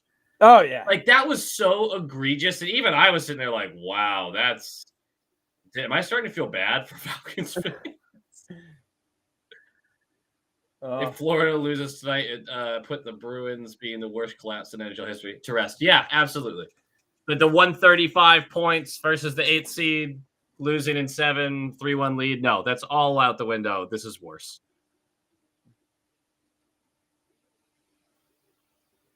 Anybody know what McDavid's time on ice is right now? If it is not like 28 minutes, I'm going to be pissed. Well, there's still 7 and change left in the game. That's why I'm wondering. Matthew Slater calling heads is when it hit me the Pats are going to win. Oh, that's the third time I've seen McDavid fall on the ice with nobody around him.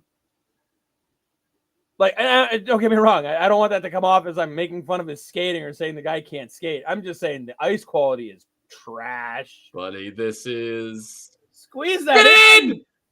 Get it in! How did you not? What was happening? He had it. It was right in front of him. Did he get hooked?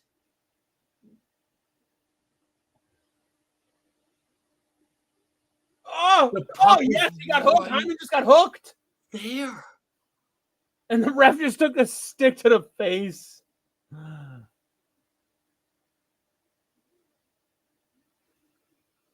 Oh. Hyman got hooked on the skate. Oh my gosh, how do you not call that though? The stick getting up high? Oh my goodness. Rebound control puts it out to the side. McDavid. Oh my God, yeah. And I just saw the high stick on the replay too. We got him in the face. Yeah. You mean to tell me ice in Florida late June is bad quality? Yeah, who knew?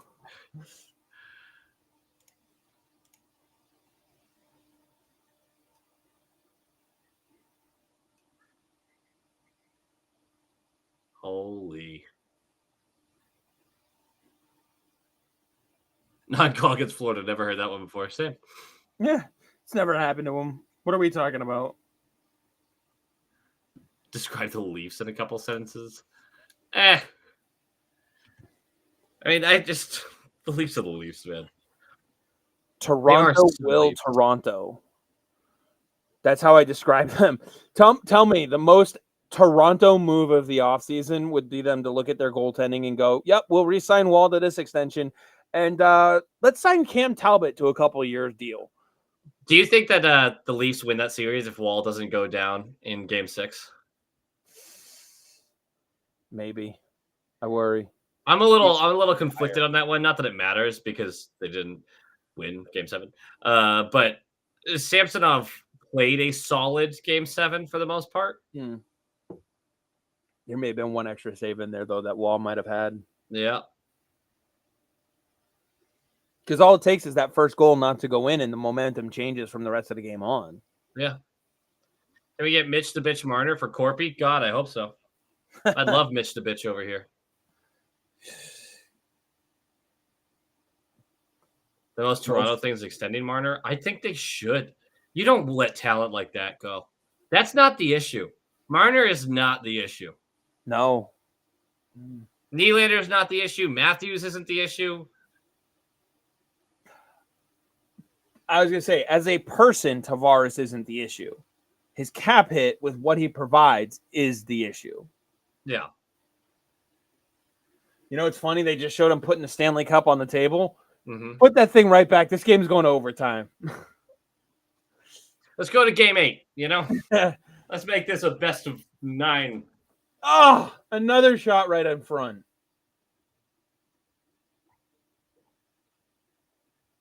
Oh, come on. 0 shot attempts since 1439 for Florida. Edmonton's making their push.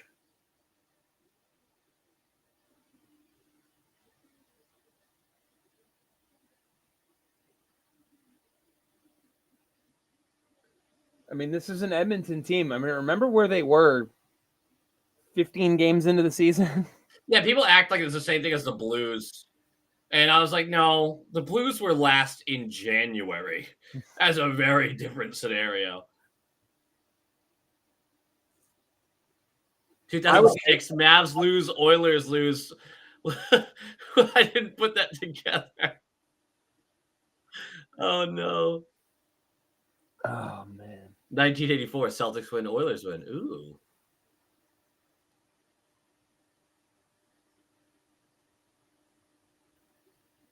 Bob Ismitsky. Will Stammer stay in Tampa? Yeah, they'll figure it out. There's no Stamkos isn't the kind of guy that leaves. He's a lifer. Yeah, he's a lifer for sure. I think he's one of the last few, honestly. Oh. Oh, come on. Thank you.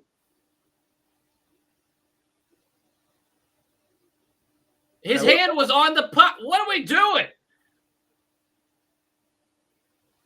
All right. And of course, it's Rodriguez.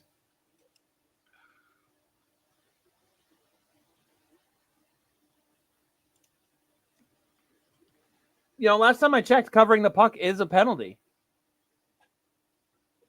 Yeah, once in a while.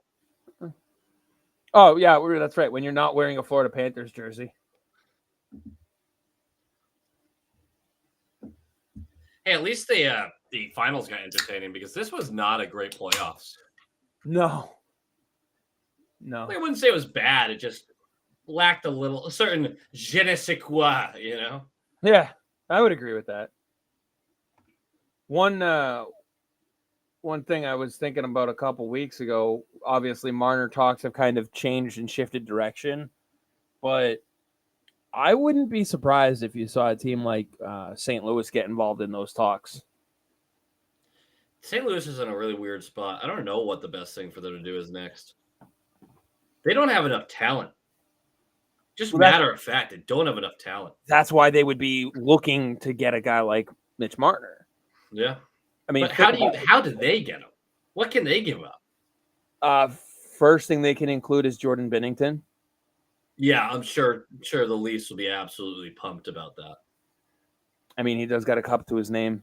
Yeah, but also he's got some real ups and downs. He immediately becomes the most credible goaltender they've brought in a decade, which is sad. Yeah. But it's true. He's got term is the other thing. Fuck that guy. And they can also bring in a defenseman to go with him. Not Torrey Krug, but, they've got a few guys that they would want to move off from. Yeah. I feel like the Blues and the Bruins are in similar boats. Yeah, but I don't. Do the Blues have a franchise guy like we have with Pastrnak? Do they have a McAvoy? Like, I just don't think they have quite the same level of pillars that we do. They have good guys up front. Excuse me. They've got Kyrou and Neighbors looks solid, and Robert Thomas. Like, they've got the start of something, but I mean, their defense. Falk is 32, Krug is 33, Pareko's 31, Letty's 33. Like, Scandella's 34, becoming an unrestricted free agent. Like, all that's brutal. Yeah, that's a good question. David asks right here. Okay, when do you pull your goalie? I'd say around the 3-minute mark. Yeah, I would say a little time here.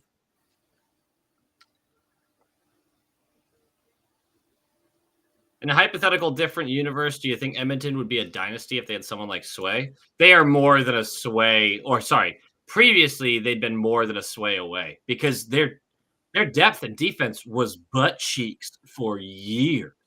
It's not even fantastic this year. It's not. It's just enough.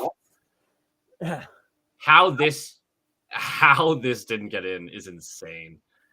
They got another one coming up? Or are they just re-showing the same one? They're just re-showing the dog pile. Do the Blues still have the guy Krug crushed without the helmet? Robert Thomas? Yeah, they do. Yeah. Okay, so the Conn Smythe votes have been put in just over 4 minutes ago. Well, if they go to overtime, they better fucking redo them.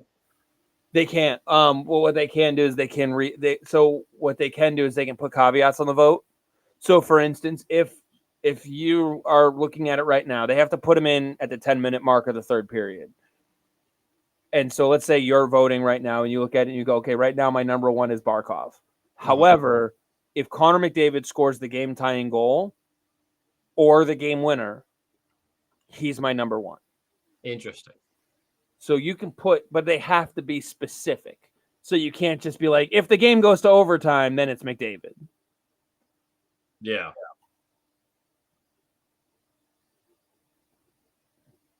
I got a lot of fucking notifications right now I got to work through. Oh yeah, my shit's been blowing up too.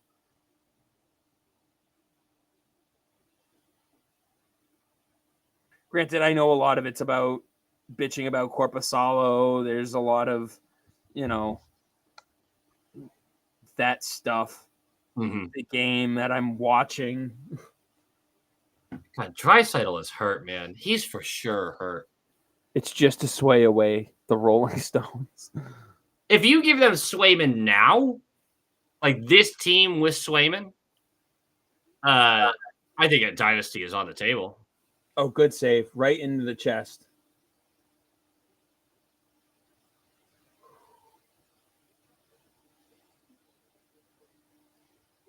Oh, I was just thinking of the free agent question we were asked earlier. You know who I low-key really want them to go after? Victor Arvidsson. Oh, yeah. I'm surprised we didn't bring him up. Yeah, I would really like for us to take a look in that direction. I think he adds a lot to the middle six. Second line, yeah.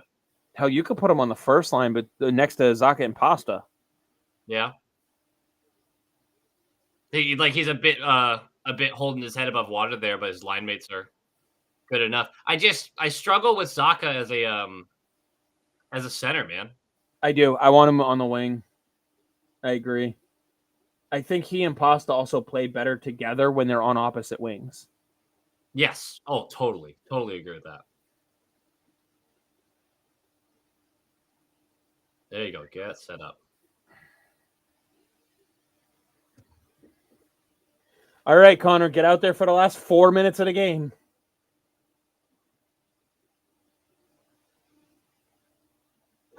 What?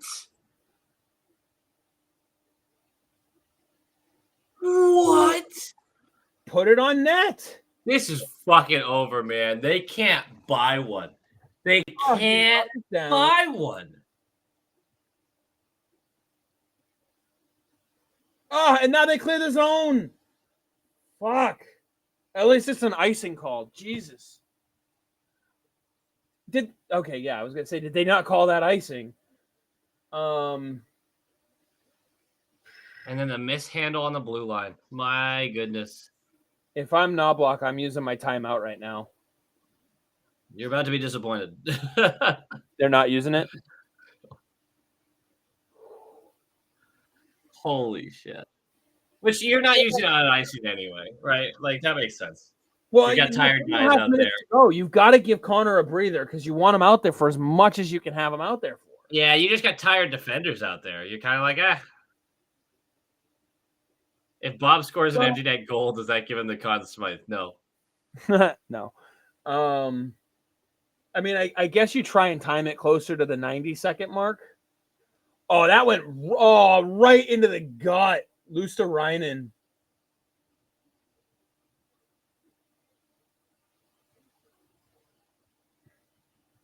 How many times have they hit the post?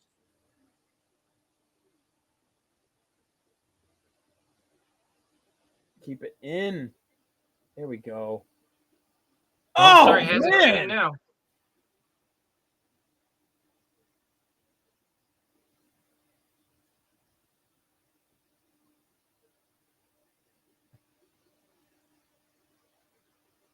How many times have they gotten in their own way? Like, Jesus. Nice stretch by Connor to stay on side right there, though. Yeah, right? Oh, man.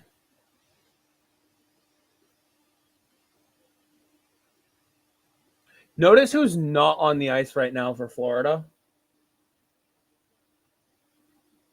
In the waning minutes of this game right now. Sorry, what? Sorry, I am fucking... There's a lot going on. I said, notice who's not on the ice for Florida right now. Who? Kachuk. Oh, boy. Oh, he's back on the ice now. Is he? Yeah. How have they still not pulled him?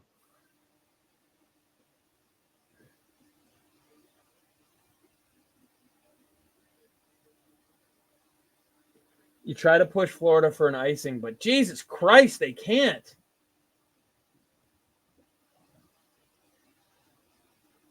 Now use your timeout. Yeah, if you get the whistle, I'm guessing they get a whistle coming up based on your reaction. Yeah. I can't believe none of this got in the net. Minute and a half, you use your timeout, you pull.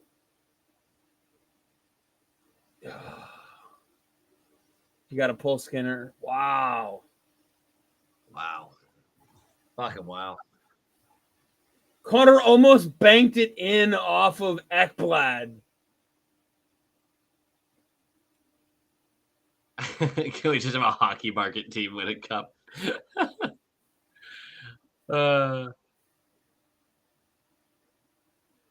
This is nuts. This is a great game. We gotta be honest. This is ending.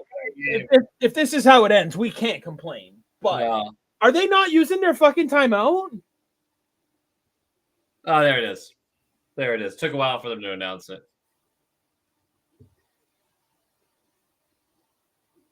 Look at him buffering that cup.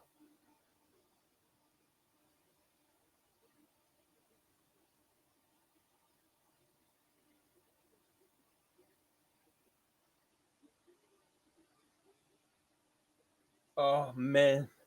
95 seconds. I'm with that Oiler fan that they're just showing right now. Do something. You know what would really suck? What? Edmonton losing this game right after a very disappointing Linus Ullmark trade. Yeah. It's been a tough day for Bruins fans. Although Skinner is still in net. I think the face-off is outside the offensive zone.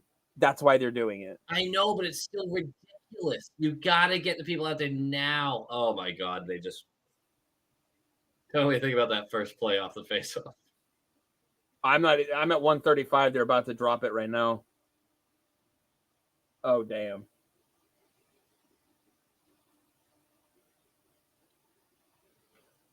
You dump it in and they have nobody on the forecheck. Yep. And then you stay on.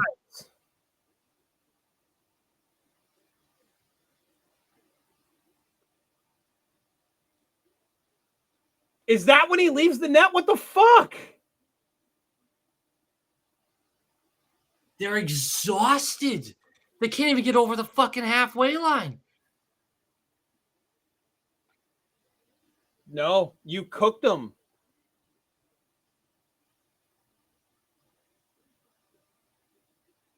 That's not even an icing either. Oh, my God. You know what this is? Knobloch's rookie coaching coming through. You did not manage the shifts well enough for your best players. 20 seconds. One last rush. Oh, turnover.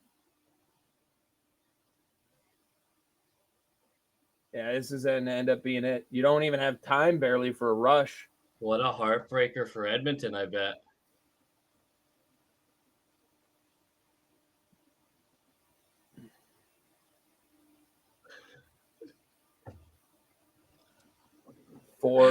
Pinned up against. Paul Maurice finally gets one.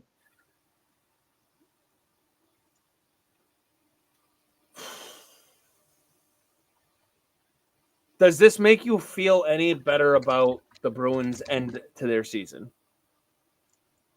Knowing that you pushed them to 6, almost to 7, with the officiating the way that it went.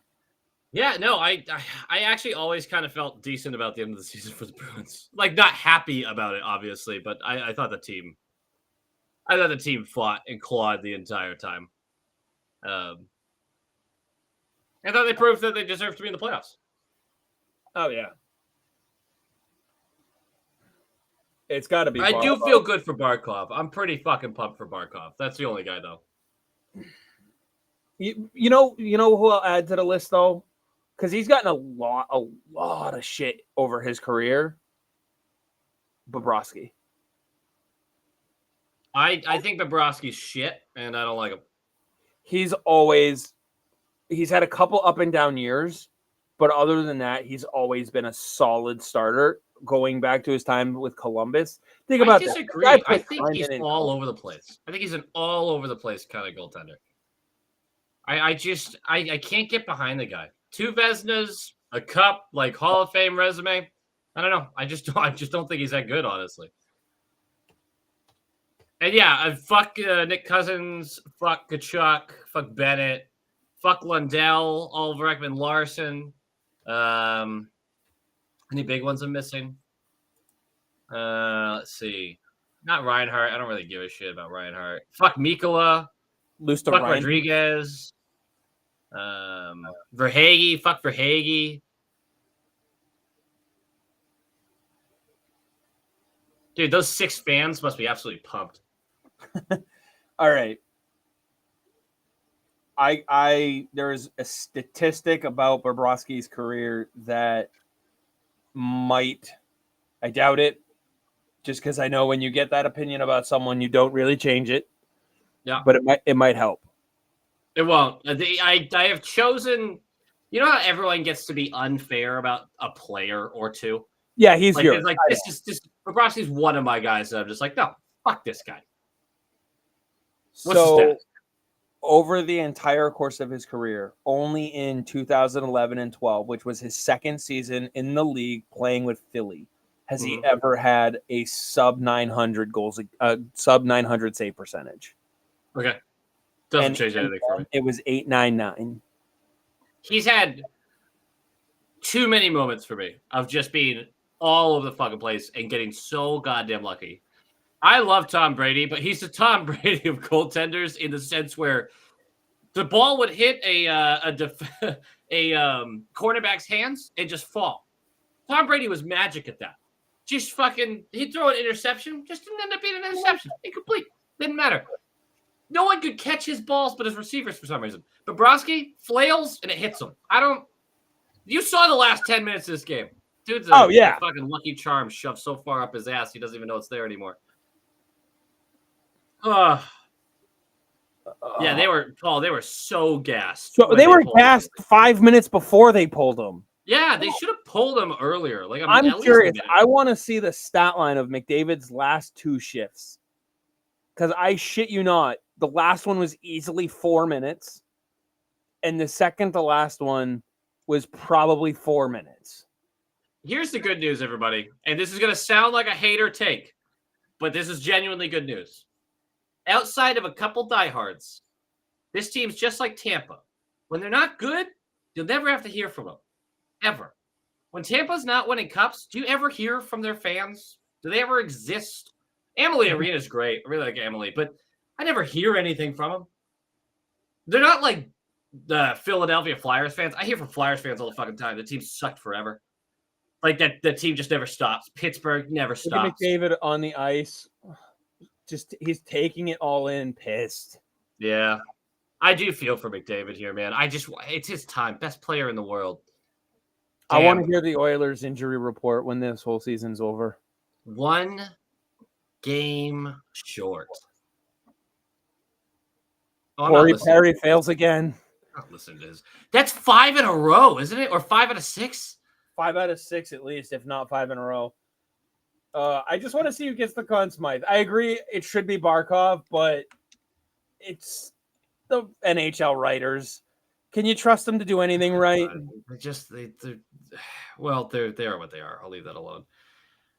Let's see. Corey Perry was on. So this Oilers team, Tampa Bay last year, which was not a finals team. Tampa Bay the year before, where they lost. Montreal the year before, which they lost. And then Dallas the year before that. So it's 4 out of 5 years that Corey Perry has lost in the finals. Didn't he lose once with Anaheim too? What year did Anaheim go and lose? I mean, he was with Anaheim for a decade plus before that. So, yes. Right? What's Anaheim's history? I don't even fucking Anaheim doesn't have a history. It was the Disney years and then now. McDavid ice time 25:42. That can't be right. Overall, it seems correct. It just... Well, Scott, I don't think it's a matter of they had to earn it in Game 7. It's an entire playoff award. Eric, what do you want to talk about Draisaitl about? When he's a Bruin, of course.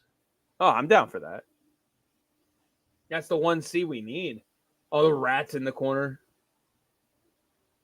I can't believe McDavid didn't get closer to 30, honestly.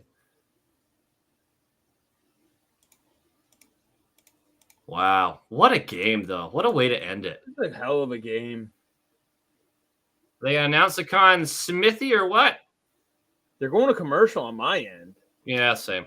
Oh, fuck Lorentz. That's another one. I don't know if you mentioned him. I didn't. Fuck Lorentz, though. Hell yeah. Dude, they're going to get crushed. Crushed for not pulling the goalie sooner. And Florida has 3 cups in 5 years. Canada has none since 1993. Oh my God, the low qual curse lives on. Yes, I was born in 93. I am the sole reason Canada can't win a cup. Well, I mean, at least there's something to hang your hat on tonight. Yeah, I'm telling you, the day I die, you put money on a Canadian team to win the cup. I'm making everybody in this chat some money because there's no way I outlive any single one of you. Just put some money down. Yeah. Eric, do you want to talk about Draisaitl because he is clearly injured and couldn't do anything this series? Oh, yeah. 100%. The Rose Boy, what's up? Are you an Oilers fan? Just curious by the GG though. No Shield, also. First, hell yeah. Scott, thanks for joining. Thanks for all the geeky jokes that genuinely brought a smile to my face. Yeah, I mean, this has been a lot of fun. Yeah, this has been really fun.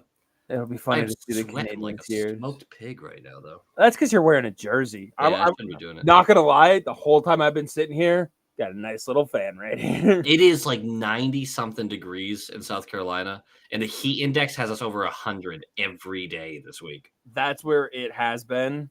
Today is a little reprieve, but right now it is 64 and humid as fuck. Fucking Florida, man. God, I wanted this for the Oilers. I wanted it for him. Now I can get behind your pick for Edmonton to win the President's Trophy. Yeah, runners up, man. They go ballistic to start the next year. That team is going to win like the 30 out of the first 38 games next year. It's going to be nuts. Connor McDavid next season over under 135 points. Over. I genuinely think that he could be closer to 170 next year. At this point, yeah, I wouldn't blame I think he could do it. Average like 1.8 points per game. All right, let's get the Conn Smythe handed out, and then we can sign off here. You know, even no matter how much I fucking hate this team, it is always kind of cool watching these guys just unbelievably happy. Oh yeah, I mean, it's pure raw emotion, and I don't think anybody on Florida has ever won it before. So I think they are all first timers. Tarasenko isn't technically, but he did. That's right. But he didn't. Did he play in that finals? I think I just figured this out again too. I thought he was injured that whole run, but I might be wrong. I don't remember, but I totally forgot he was on this team. Boy, talk about someone who's fallen off. Oh yeah, he's had so many shoulder injuries though. Hey, there you go. You get the Conn Smythe. Oh my God. Oh, and now Gary Booth. Tarasenko played every game of that series. Why did I think he was injured for it? Let the booze begin. I'm actually working on a piece right now for my website. The top 5 reasons why it's time for Gary Bettman to go. Dude, you could do 50 reasons. I know. I'm going with the top 5. I don't need people to stay on my website for 4 hours. Hold on.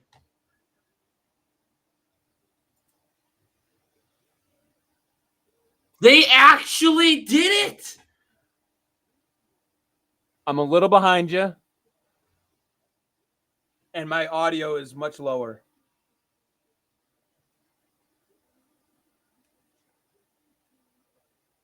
Oh my God.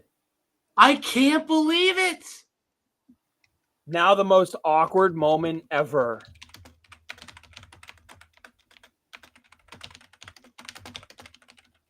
But here's the thing. Tell me he doesn't deserve it. Right? No, he absolutely does, but wow.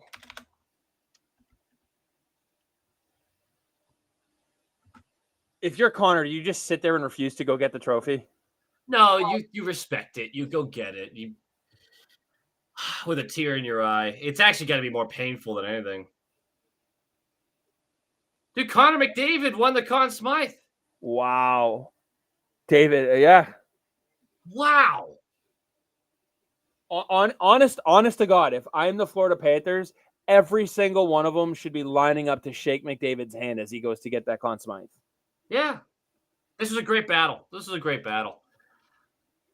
And honestly, what do the Panthers care? They fucking won the cup. Who gives a shit? Right. All right. I don't need to see them skated around, though. I don't really care about that. I'm not worried about that. I want to see McDavid come out and get the Conn Smythe in this awkward moment of,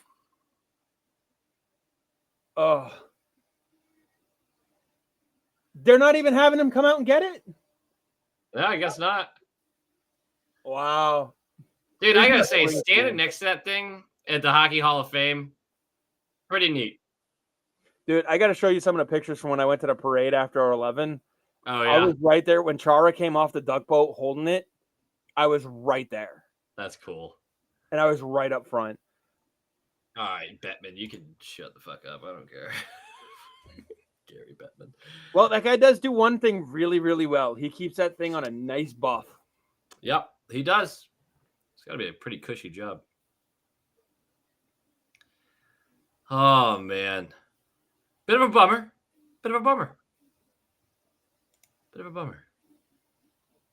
Oh, my God. Bettman, shut the fuck up and just hand him the trophy. I'm not watching it. I closed it. I'm done.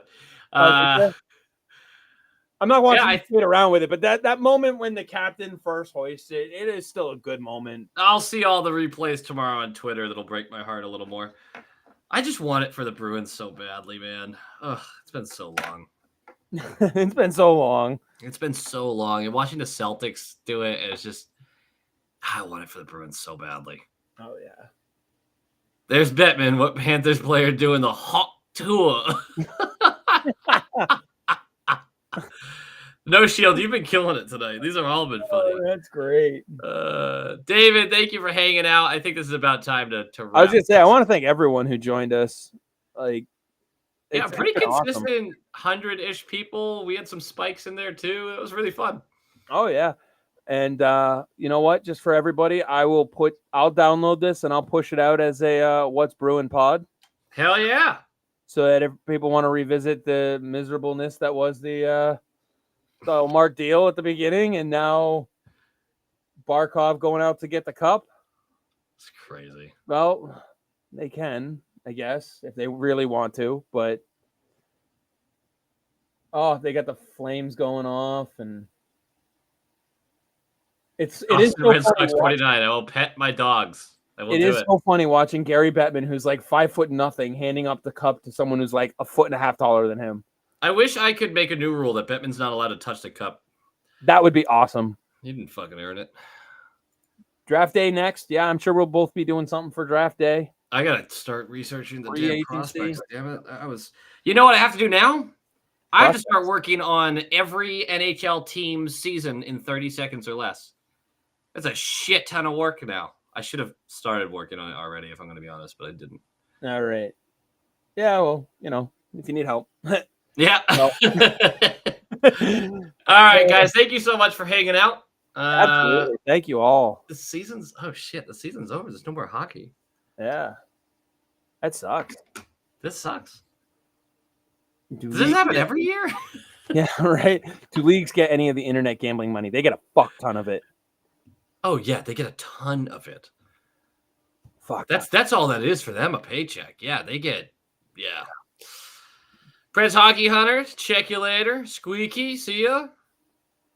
Portia Hobson, let's go bees. Let's go bees. Go bees. Yeah, I was gonna say I'll let you do we got these, we got those. I'll let you do your signature sign off if you want. There's no signature sign off other than go bees, which we have to yell together, and then you have to close this immediately because I don't even know how to end this stream. There's a little button up in the bottom top right. Oh, the one that says end stream? Yeah. Brilliant. Holy shit. It's that fucking simple. Do you want to press it? Crazy. Wait, are Florida fans actually livid that McDavid won? That's hilarious. Oh my god, that's fucking hilarious. He broke one of Gretzky's records. Even if it's not points per game, it's still pretty fucking impressive. Oh, that's hilarious. Huberto. Someone said Huberto. It's time to end this. All right, guys. Thanks for hanging out, and